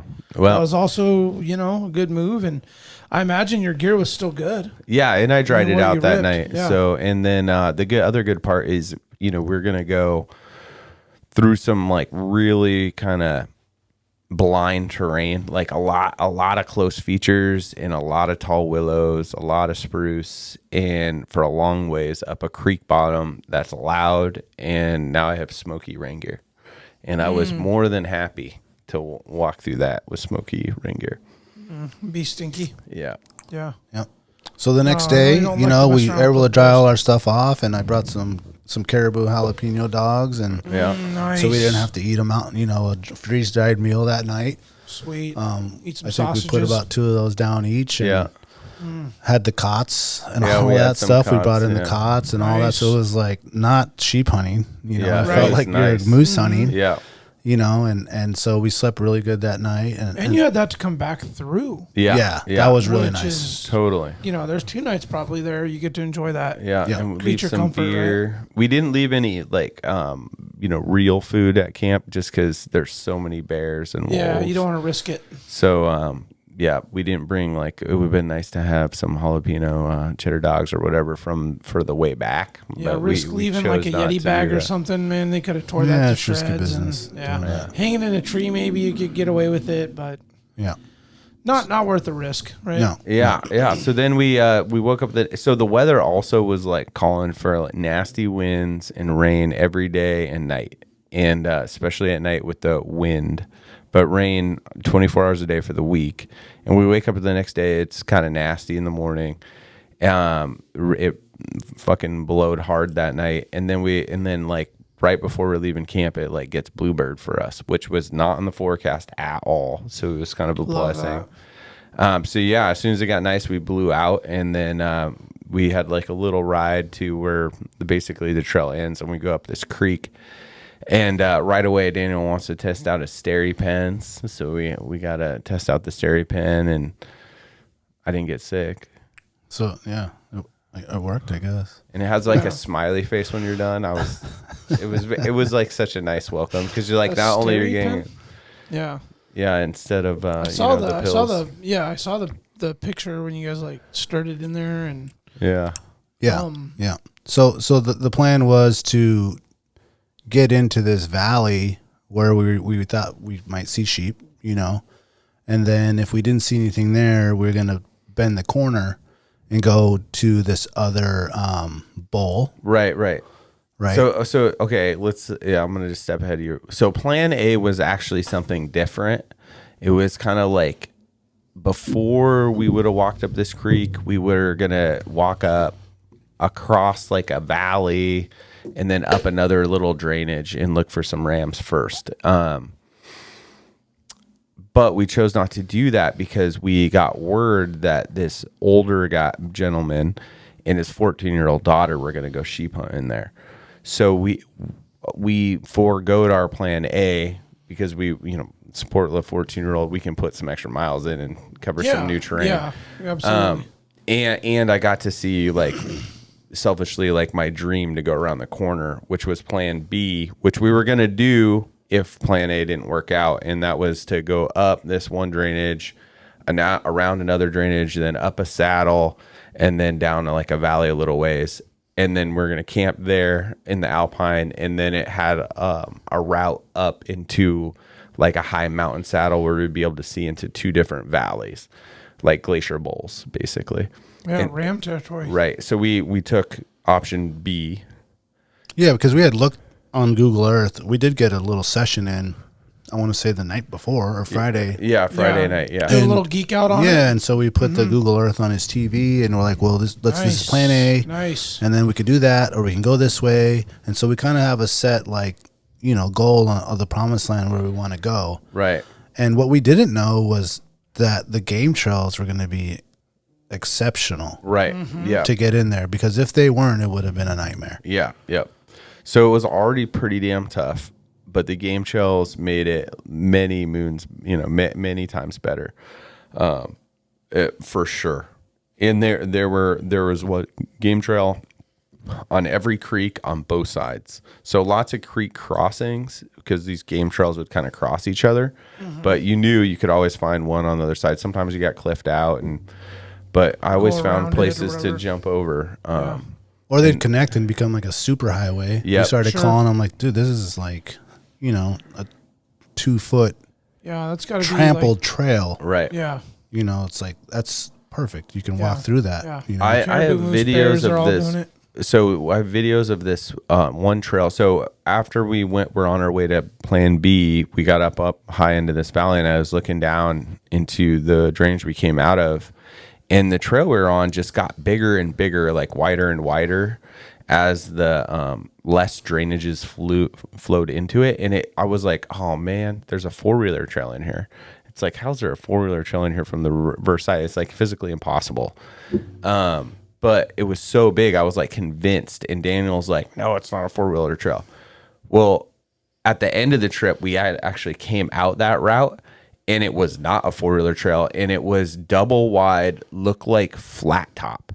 Like it looked like, and it was so torn up, it looked like boots were on it with tread. It did not look like regular animals, like, hooved on animals walk down this thing. It was nuts. Like herds of caribou funnel. Like herds of moose who are walking through there. Just everything that, like, to trample it down that flat, to cut it down to that point. Yes, 100 years of animals just walking that trail. Flowing on that thing. Right. You'd see every single track of everything. It's so cool to put a game camera on a post or something right there and just watch you'd see it all. You see it all. Yeah. What I think is also unique about that one is, like, that part of the trail goes pretty high, but then drops back down to the next valley. So it's like in the next valley is like another massive system.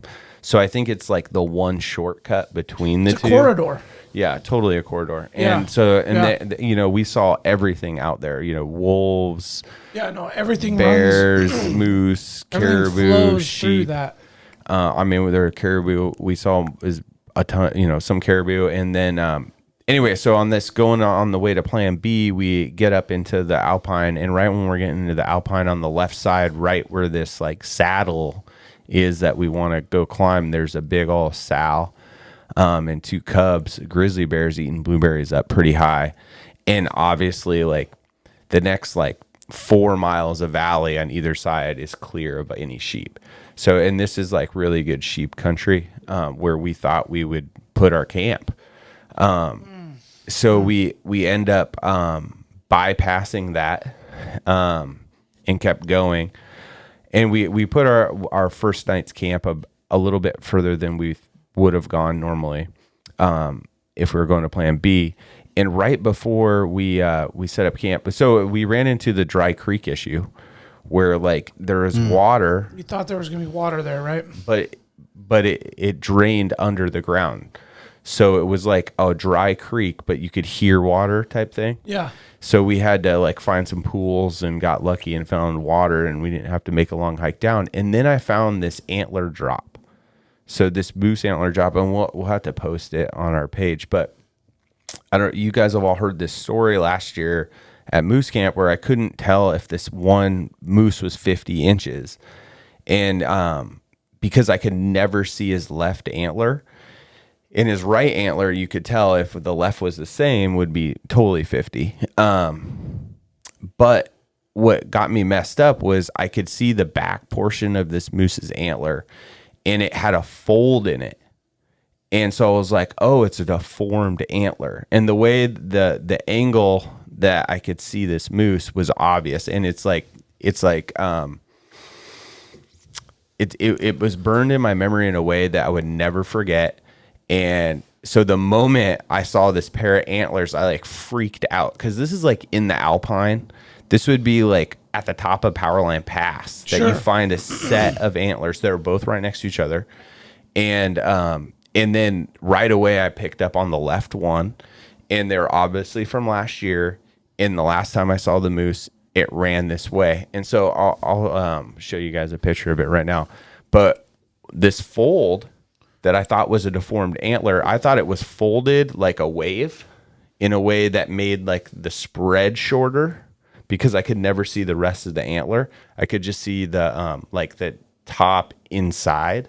Yeah, like the bowl of the paddle. I could see it from the back. Oh, okay. And so, so the back side of the bowl is all I could see. And because I could see this wave, what I thought was a wave, but it ended up that it was just, so I'm convinced that this was the moose. I mean, once you see this horn, you'll be like, okay, well, this is like 1 in 10,000. And it's a point, and the moose was totally 50 inches. So like I took a video of that and then sent it to the other guys that go to moose camp, and they're like just kind of chuckled at me because they're like, "Oh, you're all worried about that." Jackie, you get a new phone? I did, yeah. After our trip. No, he's seen the pictures I was taking. He's like, I gotta get a better phone. Yeah, he's got like 4 cameras on that. Yeah, he went ahead and got the Hot Boy. So you remember what happened on the trip? My phone stopped taking a charge. Nice. Oh yeah. And so I tried to fix it in town, and it just was done. Yeah, once that battery kind of goes, it goes. You won't hold that charge anymore. So you see that right there, and we can put this on our notes here. Wow, so dude. Then we can put it on the feed. Well, and then it looks like the squirrels and stuff had been chipping the porcupine. pretty cool. But yeah, I'm not porcupine, talking about. yeah. I'm talking about that point in the back. Yeah. So I was kind of looking at the horn like that, and if you looked at the horn like that, which we'll show online, which shows like a point and then another point and a fold, you would think that horn probably didn't have the same mass. No, why would you? Yeah. But it's really just a point behind the horn. Right. Anyway, so What's his name? What do we call that guy? I don't know. We didn't name him out. We should have named him out there. I'm going to put a question mark next to that right there. We named some other things that we'll get to. Yeah. Oh, okay. Yeah, that thing I think needs a name. Yeah, we do need to name this bad boy. Well, let's maybe he'll be there this year for you. I hope so with a bigger I one wonder, of these. I wonder if it develops like that again. Oh, it would be super cool if he did. It's almost like a split, but you could see I where don't like see why it wouldn't, because I think when you got a messed up horn, I think it comes back. I mean, Like, do they develop does it the come back? same sort of patterned horn? That's a good question. yeah, we need to regular- ask someone we do. about that. And that should be on our trivia. Is it Action. similar, or is it every year it's way Just different? the same? I mean, it gets Yeah. bigger. It gets so bigger, so it comes out. but does it still have the same amount of Like- points? Will it develop a fourth brow tine or not? well, You know? I mean, deer shed those big, massive, multiple points, and then come back with multiple points again. I saw them for 4 years. I wonder and 5 what years. how big the discrepancy is from year to year. I've never been able to watch a moose for like 8 years. We have never I'd love to do that. I've never even actually thought to do it. I'm sure there are some biologists out there and stuff that have done it, but like a deer, like guys watch deer on their farms.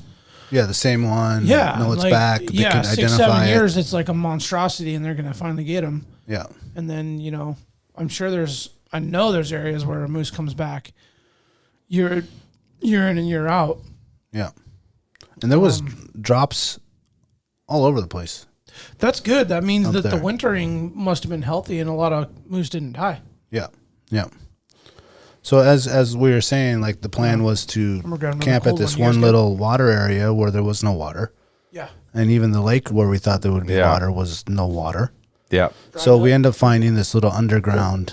We kind of climb up and find this underground thing, yeah, and then that morning we wake up the next day after we set up the tent, which is opening day. which is opening day. And we think that there should be rams in this place we're at right now, and there's just still no sheep. Yeah. And we woke up in wetness.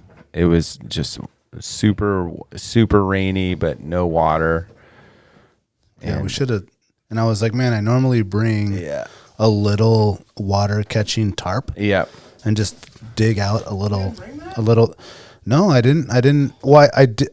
We brought it, but we didn't. I didn't we think didn't about set it. it up yet that night. I didn't think about it. Right. But normally we do on the Brooks Range when you're climbing and you're on top of those mountains. Like you need to make a depression. You know, Yeah. this is a little hot tip. You make a depression. Yep. And you bring the smallest little tarp you can find. Yep. And then put that tarp in there, press down, and Yep. then as it rains, you're gonna collect, and you got your own little pool of fresh water. Yep. Exactly. You know. I can So- save your ass. Yeah, I'll take one of those actually, Brandon. You ready? Yeah, thanks. So the next day we wake up raining, and you know how it is when it's just pouring. You're like, oh man, I don't want to get out of this tent. But it always sounds worse than, than always. it is. Yeah. You know, especially when you're all cozy in your sleeping bag and you just hear the and you get out and you're like, oh, it's just sprinkling. You know, it's not that bad. Yeah. So we plan to continue with Plan B, Yeah. which was Or to Plan C. No, we went to Plan C. we went to Plan C because Plan Plan B was to was stay go there. over that saddle Yep. where we saw the grizzly, and we're like, there's no, we don't see any sheep. We should see some sheep here, so let's continue on to C, which was go further down the valley, go over another saddle, go through 2 glacier bowls to get back into like another drainage system. Yeah. So we do that climb, and that was the majority of the day to do that climb and go over that saddle into that pass and look into those 2 bowls which on Google Earth looked exceptional. Yeah, Where totally. there should be something in there. Yep. And we don't see anything in there. Yeah, we get in there, and they're a little. It was weird because some of these like bowls and high alpine that you expect to be like real green were like really dried out. Like it had like a drier summer than expected. And that was one of them was more rocky than we expected, and the other one was way drier Yeah. in terms of like the vegetation not being green, like less healthier. So we continued on. So we decided to push to this point where we thought, well, if we get to here and we don't see anything, we can try to keep bending the corner and get to this little point where we can see into this other bowl, this like third, like really massive, where it's like almost like 2 or 3 different bowls. in Right, there. It's right, like right. maybe It's double a the mega bowl. size, triple the size of the first two ones. Yeah, it was. So the bowl that we wanted to get into, like our plan D, I guess, that we're gonna bend the corner on, is bigger, but very similar to Mount Alyeska, because it has like a middle ridge on the left, where like what chair 6 goes up. I forget what they renamed it, but the quad, and then the bowl on the right though would have been maybe like. So the bowl on the left would have been about the same size. The bowl on the right probably would be like 4 times bigger, but about the same style of valley, where it has like different, like it's a glaciated valley for sure, previously glaciated, and had pushed out like a lot of the debris to make like bridges and like mini saddles that you had to like pop up into to look into. Anyway, so it was deep. Yeah. It was real deep. Yeah. So we get to this corner where we can look into at least a section of that bowl that we want to get to. And we decide, well, let's sit down here. We've been going. It's really starting to come down now. Let's have lunch. And the winds are coming crazy. Yeah, because we're already up high and we're kind of exposed around this corner. So the wind's like roaring up this valley. And so I bust out the little blue tarp that I normally use on the floor of the teepee. And we make a little like makeshift. Breathable. Yeah, but it's actually very waterproof. Yeah, it is. And so we make this little makeshift lean-to there, with the sticks. And I busted out a couple of the stakes from the tent. And we made this little lean-to and stuck our stuff under there. And so we were able to be dry and do a little bit of glassing because it's really like foggy now and raining. Sure. And we're like, well, let's revamp here and eat and kill some time, and then we'll continue to push forward. Hopefully this lifts, which it didn't. Yeah, and now we're like 12, 13 foot miles in on foot, and we still haven't seen a sheep.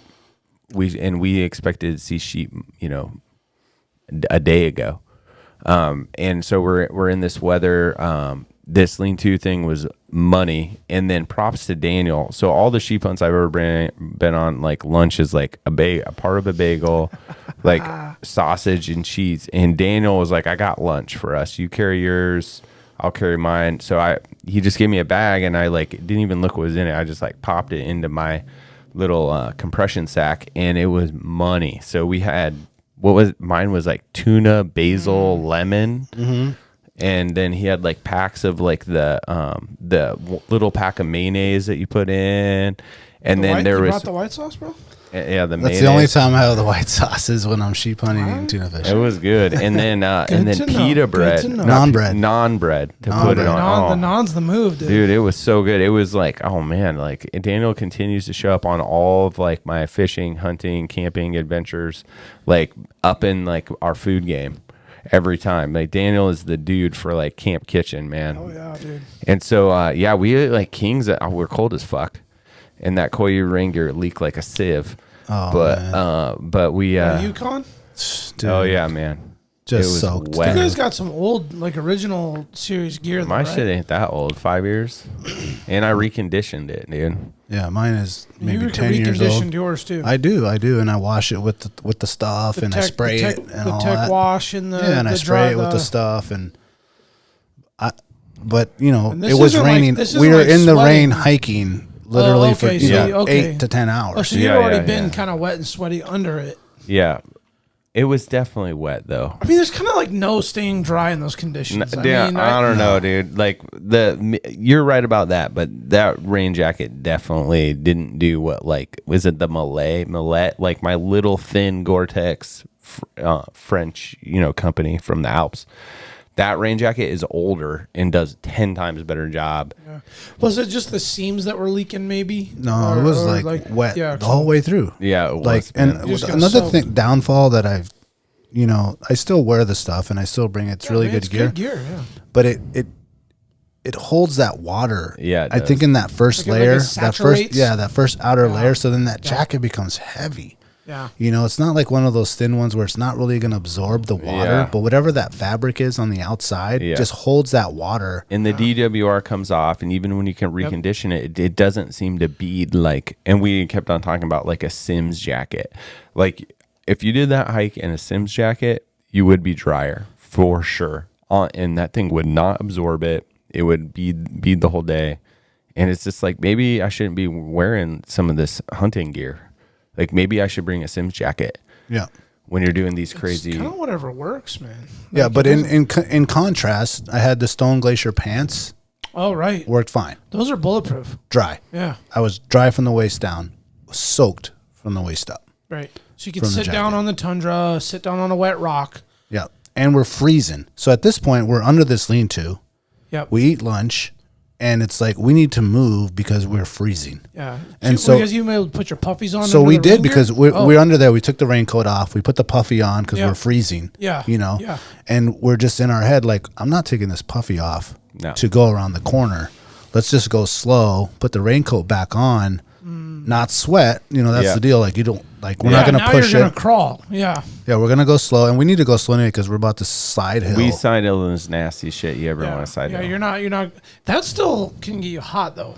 Yeah, we went slow, and we had our jackets like unzipped in ways where we were sweating way less than earlier. Yeah. You weren't like. But we were going slow. slow, Yeah. like because it's wet. Sure. And, And you can't dangerous. see shit anyway, so You we're had not to, in you a had to rush. get out of that position. Yeah. It was time to like get off that. Yes. Yeah, we did, and we Later took in the day, like it was time to like. It was time to find a camp. It was time to Yeah, like, okay, yep. we can't see anything. 4 or 5, 6 o'clock at night. Let's try to find a. Yeah, but it's dark because the clouds are down. I mean, no. When it's that late, it's late on the mountain. It was 'Cause yeah, now it you was gotta find time. a place to get out. It was time, and we were still like 2 miles away from where we wanted to go. And there's no way to stop and camp anywhere there because we're like sit on the side of a on mountain. the mountain. Yeah, no, Yeah, it's like, you're not gonna stop. There's no stopping. That. Yeah, Yeah. So we start pushing and pushing around into this big bowl. yeah, a Mondo bowl. It's Huge bowl. super. So it was 2.5 miles in to the Oh wow. From the corner. From the corner. Yeah. So that's Wow. side hilling for like 2.5 You're like miles. in it now. And when you're going in, you're like, oh, this is like the sheep bowl. Like you see that other one. It looks like the Alyeska thing, but it also isn't have as much vertical going in. It's like 2 miles leading into that, and you just like Got those grass patch ledges and shit all over the edge of it where those rams like to sit. oh, and dude, just, it is the money bowl. where a glacier moraine just cut it perfect for rams to live in 1,000 years later. Right. Yeah. And everything on that right side coming in was really green.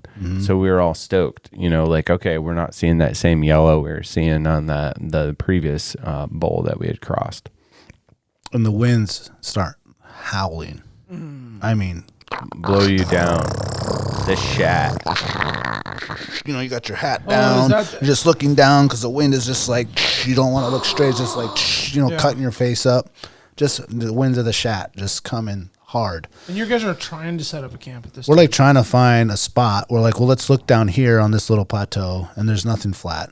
Because We're it's like, all a little steeper than you think, Oh, always, and then right? and now we're concerned about water because we had brought the little water we had, and we're like, well, we need to find water's an issue now. It's a lot falling from the sky. I mean, that's There is too, but first we need to find a place to tent, to set up the tent. yeah. Oh, and I drink a lot more water than I think that most people drink. I think heard, yeah. It's like I don't know how you do that. On these hunts, like I'm drinking like at Like least 4 times as much water as I drink.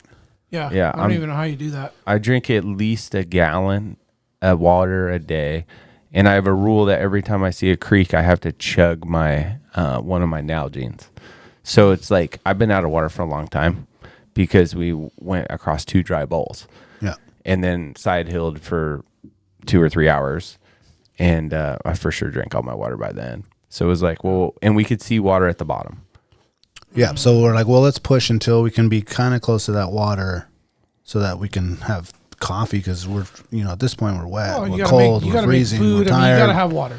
We gotta have water. So we don't like, oh, let's try this spot. Oh man, it's not flat enough. It's just, we don't want to be sliding down this hill. Let's push forward. We end up pushing all the way back into that bowl because that's where the water was. And that was like the flattest, like we found like the one little Trickle of no, the water was good, but one little flat spot that was like the only flat spot yeah. within miles. And what's your like elevation at this point? Maybe like 3,500, 4,000 feet. Yeah, maybe. Yeah, we're probably like 3,900 where Daniel's talking right Yeah, now. you guys probably got a point. You could probably check it out. But I'm just curious because now you're above tree line, though, for sure. Way above way tree above line. tree line. Yeah. Yeah. So we get to the spot and we reset up the lean-to, you know, nice, because it's like, well, let's take the pack off, Get shit under it. Yep. be able to like pull out the tent and the stuff, you know, because you don't want to rip open that backpack and just everything get wet. Yeah. You know, so we set up the lean-to, and it's more difficult because the wind is just coming like crazy to set up that little. How do those stone glaciers do in that torrential downpour? I'm sure you guys put your pack covers on them, right? Well, No. Go ahead. Just a quick gear question, because I mean that stuff right there, like that kind of rain will saturate through your pack if you Yes. don't have a good. Oh, you mean the pack cover? Pack cover, bro. So Oh. the Stone Glacier pack, it seems to bead water, and when it's not beading, absorb way less than that KUIU that I had last time. Mm-hmm. But we use the rain covers. And Stone then Glacier brand I use pack covers for the backpack. It's the same as the Q. It's that same material as the QU one or yours. It's It a did fine. polyester like it's rain did fly. fine. Yeah. and I use the KUIU one, and it has that nice rifle thing. The So- rifle Yeah. port. That's I the could- coolest that thing. is way dope. Yeah. And then, at least with mine, I didn't check out yours, but I could wrap the whole bag around the back and the shoulders Mm-hmm. and everything. And then someone told me later that the second hole in mine is for the water bottle, which I didn't know. Oh, nice. Dude. So I didn't know that until like 2 days ago. Yeah. So I used one of those, the KUIU ones, and it did awesome. Yeah. And we did the little pack review deal, and along Yeah. with the QU, that is very well thought out. Well, we didn't talk a lot about that pack cover. We never really so mentioned the that. QU And pack so- cover is the best pack cover I've seen. I would buy whatever pack you like, but get that KUIU pack cover. pack cover, Yeah. rain cover, because it has the port where your rifle will go through, the end of your rifle will go through, and it cinches. So you're not going to get water dripping through there. And like Jack said, the rain cover is big enough to really pack around the entire pack and underneath the bottom. And you're talking like a 7,000 cubic inch, Yes. fully packed, Yep. with the rifle on or bow. Yep. And it has like a cinching line that connects in the back, like where you're between your back and the backpack. It has a line so that it's not going to like accidentally come out. So you can cinch it together. So it's just like snug around your entire bag. Yeah, almost water sealed. So it's water sealed. Yeah, exactly. And it works awesome. Cool. So Had to ask because if you're ripping in weather like that, yeah, where you're hours on end and you got all that, you know, your tent, your sleeping bag, your clothes, your food, all your critical items are exposed. I mean, the water will soak in over time. yeah. I don't care And how it waterproof did. your And bag. it did. And it was Even a with mistake. even with the pack cover a little bit, like No. Oh. No. It did not. It did not. But it did soak through that jacket, and we should not have put on our puffies under that jacket because never. Not when you're hiking. No, but we didn't think we were going to have to go that far. For one, we're just going to go around the corner and Only find a takes like camp 5 spot. minutes to warm up, man. Then Okay. you're like, great. Whereas really it was another hour and a half yeah, of hiking, yeah. of walking slowly. I mean, we didn't sweat. I wasn't sweating. I was, I took it slow You and all were- that. you And were there's, true, but it doesn't matter. It soaked through, and then that down jacket got entirely sopped. yeah. So now we don't have insulation. We have the wind coming. We have to set up this lean-to get our bags out and get our tent out. And at this point, it's like, okay, we set up the Stone Glacier tent real quick. We set up the vestibules. We stuff all the stuff in that. It's like, we got to get in this tent. Like, I'm not going to sit in this lean-to. The wind's coming from every direction. It's switched up on us. So now, Yeah. like, the Spraying lean-to in sideways. sideways. It's raining sideways. We're already wet. The insulation's already wet. So the only option at this point is to Get get in in the your bag. tent. Get in the tent. Get in the bag before situation gets worse. Yep. With your puffies and gear on, probably. Yes. Yeah. Yeah. I mean, Well, we took out the outer wet stuff. We're like stuffing it under Yeah. the vestibule, and then we just like get in there, throw our stuff in there, and sit in there. We learned from the first night that we didn't go shoulder to shoulder, and we went head to toe, and we end up sitting in there, and finally we're like, oh man, nice. And then at this point, I'm like, man, I hope this tent holds up because this wind is getting nautical. yeah, it's going to test it out. And it is coming off that top of that mountain just with a force will just lift. Almost something. like a willow, like rolling. Yeah, right over that down, mountain, like just down that mountain and just slamming like you. slamming you. Yeah. And the rain. But man, kudos to the tent, man. That thing was, it didn't shake it didn't move a stake. It didn't drip a drop of water in there. Even the vestibule area was dry. So we get in there and we actually run down to the creek and fill up the water. I think Jack ran down there with all the water bottles we have. Yeah. And that bladder was really nice got, to have. 3 gallons of water for everybody. 3-liter bladder. Yeah, the Aqua Pack, Yeah, that thing came in clutch. which packs down to nothing. You have one. yeah. And it's a 3-liter. Need multiples of those. Yeah, and that thing's perfect. So we loaded up with water. So we're like, all right, we're going to be good. If we wake up and it's nautical like this, at least we don't have to like get out and get more breakfast, water. yeah. You know?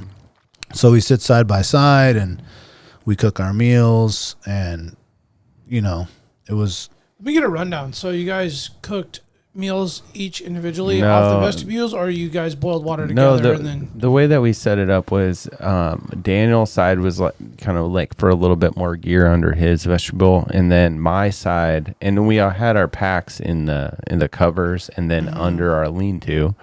Oh, so they were not in the vestibule in the way. No. They were outside away from the tent, so you kind of had more vestibule. Yeah, and then that Space. Stone Glacier Gotcha. vestibule we're talking about in the last episode, since they do 2 things. Like one of the things is where the poles go through the sleeves. Usually the sleeves are like woven, sewed onto your tent. Well, not theirs. Theirs have like a clipping system that's probably like 4 inches long from the sleeves to the tent. So like the rain fly is already sitting 4 inches off your tent.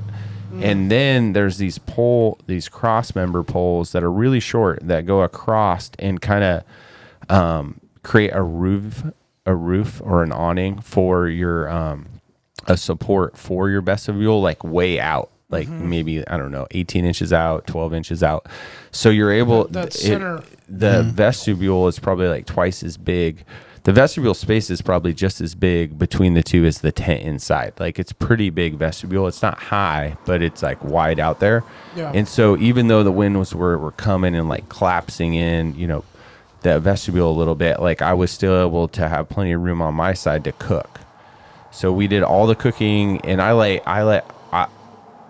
run real hot, so I like sitting right next to the edge of the tent, and I don't need a lot of clothes, and so cooking, and then Daniel was all cozy, on his side, giving Cheech his run for money.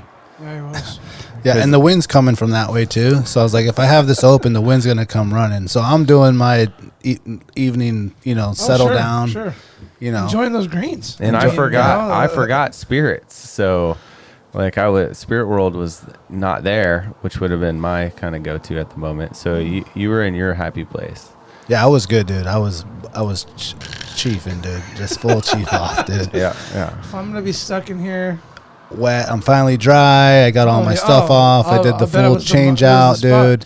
And you're all curling your toes down on this, like, ooh, let's get and when I go to sleep, I mean, as a gear thing, we actually should maybe do in the future like a what we bring kind of deal. But I like to put on those Under Armour 4.0s, which are really, really tight, thick too, and I really like them for the compression. I don't even make those anymore, man. No, they don't. These are from way back. Yeah. And I like to put the knee-high, thicker merino wools and a really dry, thicker merino top that I sleep in. Sure. And I only will bring that, and I only sleep in that. It's something dry to just change into when everything's fucked. Yeah. You can put that nice, warm, dry layer on. Yeah. And get in that bag, right? Yeah, because I run a down bag. I run the Western Mountaineering Alpine Light bag. Yep. And that's a down bag, which, they have the flaws if you don't get wet. And so already our jackets, our Superdown jackets, which is an amazing jacket, is wet from the rain and from the full day saturation. So at this point, I'm like, well,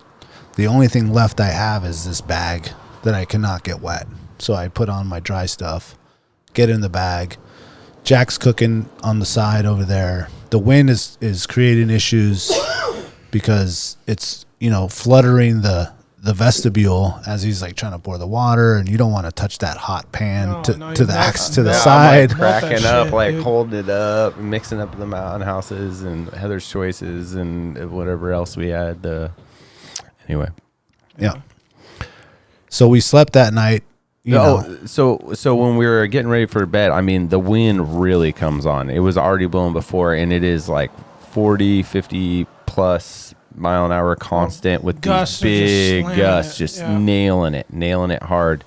And I always sleep in boxers. I always have in sleeping bags. Like I said, I run really hot. And Daniel was like, well, I like to be like ready to get out of the tent in the morning, and it's real comfortable. So that night, like I don't wear like bring a lot of clothes on these type of hunts, especially pants. So I had just had the regular, what are our KUIU pants? The attack pants. Attacks, The attack yeah. pants. I had like my regular attack pants. Which are really good pants. No, those are even great, just day-to-day pants. I mean, But they're awesome. I swear by Ibex. I mean, I know that it's like super high-end, and they were like, oh, I'm going direct to consumer, so we're going to bring our prices down, but they really raised them by like 1,000,000%, and it's like way too expensive to buy anything from them. But I do have their I have a few pieces of their clothing that I just swear by, and one of them is their like ultra thin leggings, you know, like the base layer, long underwear. And so that night I wore them to bed, and I was so comfy because it was so windy, and I could leave my sleeping bag open just a little bit to breathe, and I felt like a baby. But I was sleeping with my head towards the wind because we had learned our lesson. Like when we woke up the morning before, I was like, "Fuck this 2-man tent. We should have brought the TP." And I have a note. I kept a sheep hunting journal. Right, I've been looking at on the phone. No. This guy has a legit like journal. Like he would write pages at night, which I thought was really, really cool. That is cool. Yeah. One So way to really document it, like in live time. yeah. So that that Cheech comment I mentioned earlier, that's written in the note because I was. Oh, I bet it is. But I would write Like, every this guy over morning here is contaminating the whole tent. during the day a couple times, like when we're spotting, and then at night. But Oh yeah. I know. I was lonely out there. Chad was my road dog at night, but you know. that's funny. So the winds, I mean, Yeah, it woke us up a couple times at night. I'm like thinking, like, oh my god, dude, is this? Like the gust hit so hard it woke you up out of a dead sleep. Yes. Oh, it's just totally. So you guys were sleeping like 20, 30-minute intervals probably, and then So- like sparked up between rolling. Because you sleep on your AirPad, your fucking hands fall asleep. You have like Your weird shoulder, angles. Yeah. So you're already like not sleeping great, but it's better than just the ground. And then on top of it, you've got the Shats just like Yeah, and this is the first time I've ever slept in this tent sure. in these conditions. No confidence in it. And Like, you don't I even know. I don't know. I was like, is this thing gonna fly away? Is these little stakes? Are they gonna Would hold? the TP have held up, dude? Because I mean, Oh yeah, dude. The TP would have held because up. we had dude. those Kenai shots came through that one time. Oh, that where TP it would was- have held up, dude. Yeah, it would have. Okay, Yeah. good I enough. mean, it would have been doing its thing. So You know, usually- flutter, but Usually I Pressing would. down. We had Just right here. we had learned to sleep the opposite way, right? And so my head's towards the wind, and usually like Oh. I would be worried all night that my shit's gonna get wet. You know, the bottom of the tent gets wet a little Oh, bit. because it's like by your feet and like Right, but but you by can't my feel it head for because sure. it's coming, and like what I do is like I had the little blow up pillow for the first time and partially inflated it. But I've never used that before. I always use like my other clothes and roll it up nice in my sleeping bags bag and have my own pillow. So I still did that, but then had this nice like half inflated pillow underneath on top. And so like the night before I was all worried that my shit's gonna get wet, but that stone glacier is like impenetrable. Like there wasn't any water on the inside after the first night. So the second night I was like, oh, well, we're good. So like my pro tip is when I go in the woods, I bring this super light, like $12 pair of it's like a runner's headband that has Bluetooth speakers in it, and you can sleep in them. They're like super flat and malleable, the speakers, so you don't even notice them. And I just listen to podcasts. So like every time the wind would pick up, I would just like, if I woke up for a second, I'd just like turn on my podcast again and turn up the volume just a little bit. And it was so fucking nice. I slept so good that night. or like an audiobook or just even like Anything, yeah, like, music. There's another Oh. night that happened Costco's later. got those like 2-packs. Oh, of these speaker things? I'm pretty sure. Okay. Yeah, My these mom cost like gets them 12 for me bucks. every year, and I take them to Goodwill. And I'm Oh, like, these I don't things even are know if I have a use for these. unbelievable. Now that I know. And I sleep in them all the time. Like if I'm camping in the R pod with the kids or whatever, like I'll listen to audiobook or whatever, and I run with them. But the one I have is on Amazon. I've had it for like 5 years. It's like $12, and it is like totally just awesome. I use it mountain biking and skiing and everything. That's a great tip, dude. So that was awesome. So I slept awesome, and then we wake up in the morning. Hold on, before we get to the morning. All right. Let's hit the ads real quick before we get to the morning, because it gets exciting after. Let's do it. So we were speaking about the greens, and I do get all my greens from the Treehouse AK, your one-stop dispensary located at 341 Boniface Parkway. Be sure to ask the bud tender over there about their deal of the day, because honestly, there's always something good on deck. Guys, listen, this is where the culture lives. At the Treehouse, their dedication to servicing consumers has been developed through a lifetime of involvement in the cannabis culture. They're committed to providing the highest quality products at whatever value your budget affords, while always maintaining the deep-rooted principles that have carried them this far. Their focus is on relationships over transactions, and you can always depend on them to treat you with the respect you deserve. Hit them up at thetreehouseak.com. Remember, you must be 21 years of age to enter their store. Serrano's Mexican Grill, my personal go-to for authentic Mexican food. It's Anchorage's own new generation of cocina. Recipes are inspired by their rich heritage and family know-how. All ingredients are made in-house. There's a new tequila bar on Northern Lights, and it is legit. I always get the mezcalita. Locations on Tudor and Northern Lights. Legit. It is legit. So is that Serrano's Burrito on Canning Day. Follow their food truck location on Instagram and check out their daily specials at serranosmexicangrill.com. It's so funny, man. All my dudes just love Jack. All of our listeners, they're my homies, man. They're just like, Jack is just the most legit dude I've ever heard. I'm like, dude, is he like... I hope they say that in a loving way. No, they do. Like, you say it in a way that is so legit about whatever it is you're saying. They're like legit. Like, he says it with such passion, and like it really rings true. Tailored Restoration, 24-hour emergency home services, helping Alaskans restore their dreams since 1972. Services include fire, water, mold, post-emergency cleaning, repair, and remodeling, including burst pipes, overflowing toilets, down trees, fires, pet accidents, and vandalism. Tailored has an emergency response number with trained professionals available to help you anytime, day or night. Give them a call in Anchorage at Eagle River, Matsu, or Fairbanks. Hit them up at tailoredrestorationalaska.com. You know, they might come in handy, man. Fall starts ripping those winds of the Shats. Well, we've had some wicked nasty storms in the fall here the last decade. And, down trees, all that stuff is not uncommon.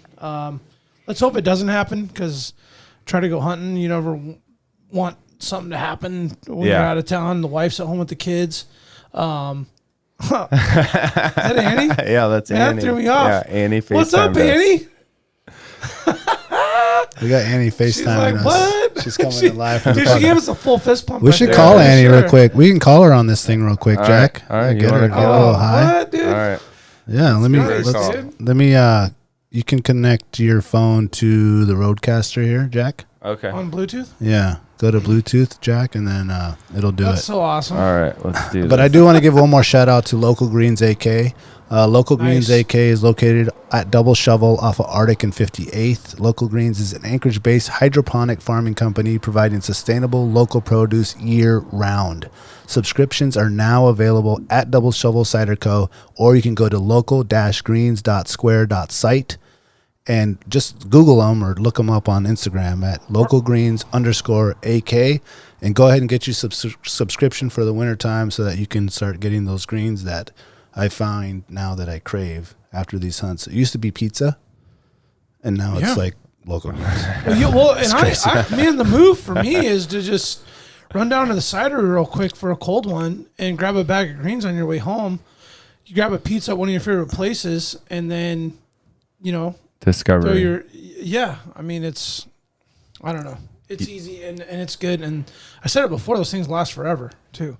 Yeah. So, and we made it even easier. So now, like when you either, if you're coming in just to grab, a bag, or if you have a subscription, now we have the fridge loaded down there. So you can just walk in and like grab your subscriptions. You don't have to even ask for anyone, and you can change your subscription and just pick different bags. So like today we had rainbow shard and kale. Like there was a mustard green spicy arugula salad mix. And then there is another fresh like spring mix, all harvested today, and you could just take whatever you wanted. It's pretty rad. Were you able to connect? Yeah. We should be connected. Oh, I hear. Annie, what up, girl? Hey. Oh, Annie's in the mix. Damn. Annie, I got my last project shirt on. She does. Oh, she got her hoodie on. She's there you go. Yeah, you're rocking it. Annie, we were just informing the audience that your episode will be our first Patreon episode that we will be releasing here probably in the next 2 weeks. So if you are not a Patreon yet, you are going to definitely want to get on there and donate whatever you can so that you can listen to this amazing story. I don't want to give a lot away about it. Don't, dude. Because it's pretty epic. It is, man. Like, Annie came out of nowhere with that. Like, you were on that? We'll leave it at that, right? We'll leave it at that. Yeah, we're not going to give any details away other than it's amazing. So go in there and for $5, or a penny or a $100 penny or whatever you want, or whatever you got, man. You can be a patron and you will be able to hear the Annie story. That's right. Hell yeah. It's a good one. How you doing down there, Annie? I'm doing all right. Hanging in there. Good to know. When you coming back up? Yep. So happy to see you guys and see you are recording right now. Yeah, perfect timing. You just FaceTime Jack randomly? Yeah, she FaceTimed me a second time, so I was like, oh, I better answer this. Yeah. Well, I was sitting there chatting, I look over, and I'm like, I see, like, some movement. I'm like, oh, shit, is that Annie? On a shiny new iPhone screen? Oh, he's testing out the new iPhone he's got. He is. You're clear in HD, 1080. 1080p. Looking good, girl. Looking good. Oh, yeah. Nah, you're fly. You got it going on. I need a raspberry jam recipe. Well, that's why I tell you, you got to talk to Mom. I don't have to. All right. Okay. I got to go to Mama and Oh, we need to get her on because I do want to do like a jam. Jam? Oh God, jam about man. jam? Yeah, I want to do a jam about jam because I'm trying to get my wife to just start making jam. I was like, Oh my God, let's do dude. this. That might be the one to get moms on here, dude. Ooh, Yeah, that'd be and I want to do a Jam. candied jalapeno one, which I Got to love. talk to Mom. Yeah, she can kill it with some jam. Jackie knows. Yeah. His kids love the raspberry jam that my mom did. Yeah. There was some fish and wild game bartering for that jam because it's so good. Worth it, man. Well, thanks for calling in, Annie. Good to see you. Good to see you, too. Yeah. All right. Back at you, Annie. We'll touch to you soon. Yeah. Okay. Okay. Bye. Take care, Annie. So patreon.com/Alaska Wild Project, or just go to our website, alaskawildproject.com, and the link is down there below. That's probably the easiest place. Oh, definitely. And donate that up because that story is going to be on Patreon and Patreon only.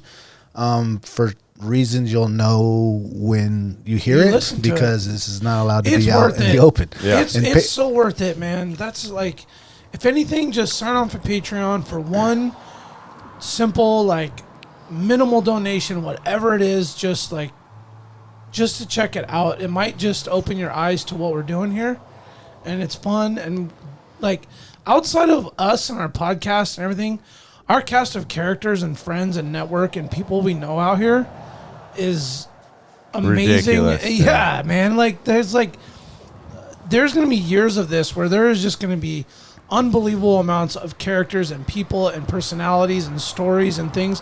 They're gonna come out, and Annie is like the tip of the iceberg of like what all this is. It's not just hunting and fishing and hiking and Alaskan outdoors, man. It's like so much more in terms of like the network and the roots of like what all this is for all of us and all the guests and people we're going to have that are intertwined with this. Yeah. That want to jump on board and be part of this with us. I mean, Andy's just like a awesome and her like, stories can only be told on Patreon, because Patreon is one of those things where it's like you can only be a member to hear it.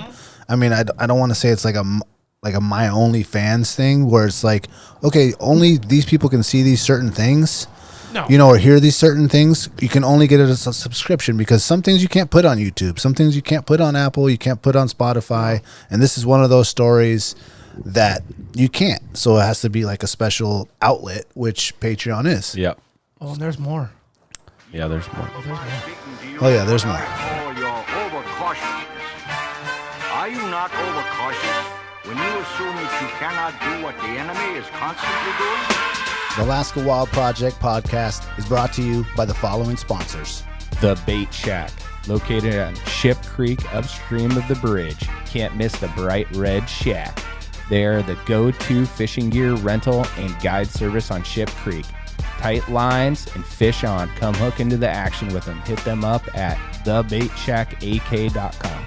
Lawn Pro AK, your year-round professional property maintenance company, providing services such as weekly lawn maintenance, driveway sweeping, snow and ice management, and tons more. Get your free estimate today at lawnproak.com.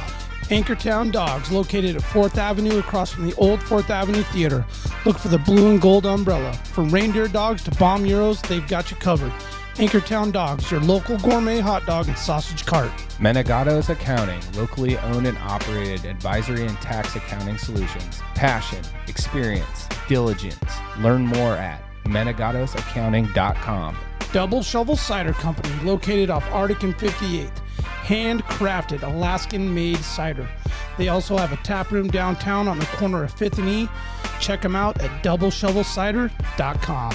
Serrano's Mexican Grill, 2 locations, one on Tudor, one on Northern Lights. The Northern Lights location has their new tequila bar. Check it out. Also see their daily specials at serranosmexicangrill.com. AKO Farms, located in Sitka, Alaska, built from the ground up with concentrates as their single motivation. Find their products such as their sugar wax, full spectrum diamond sauce carts, and more at the Treehouse AK and other dispensaries around the state. Ask your local bud tender about AKO. TheTreehouseAK.com, located at 341 Boniface Parkway. Your all-in-one cannabis and CBD store. Ask the bud tender what the strain of the day is to get your 10% off. The Treehouse, where the culture lives. Marijuana has intoxicating effects and may be habit-forming and addictive. Marijuana impairs concentration, coordination, and judgment. Do not operate a vehicle or machinery under the influence. There are health risks associated with consumption of marijuana, for the use of only by adults 21 and older. Keep out of the reach of children, and marijuana should not be used by women who are pregnant or breastfeeding. Tailored Restoration 24-hour emergency home services, helping Alaskans restore their dreams since 1972. Services include fire, water, mold, post-emergency cleaning, repair, and remodeling. Give them a call in Anchorage, Eagle River, Matsu, or Fairbanks. Hit them up at tailoredrestorationalaska.com.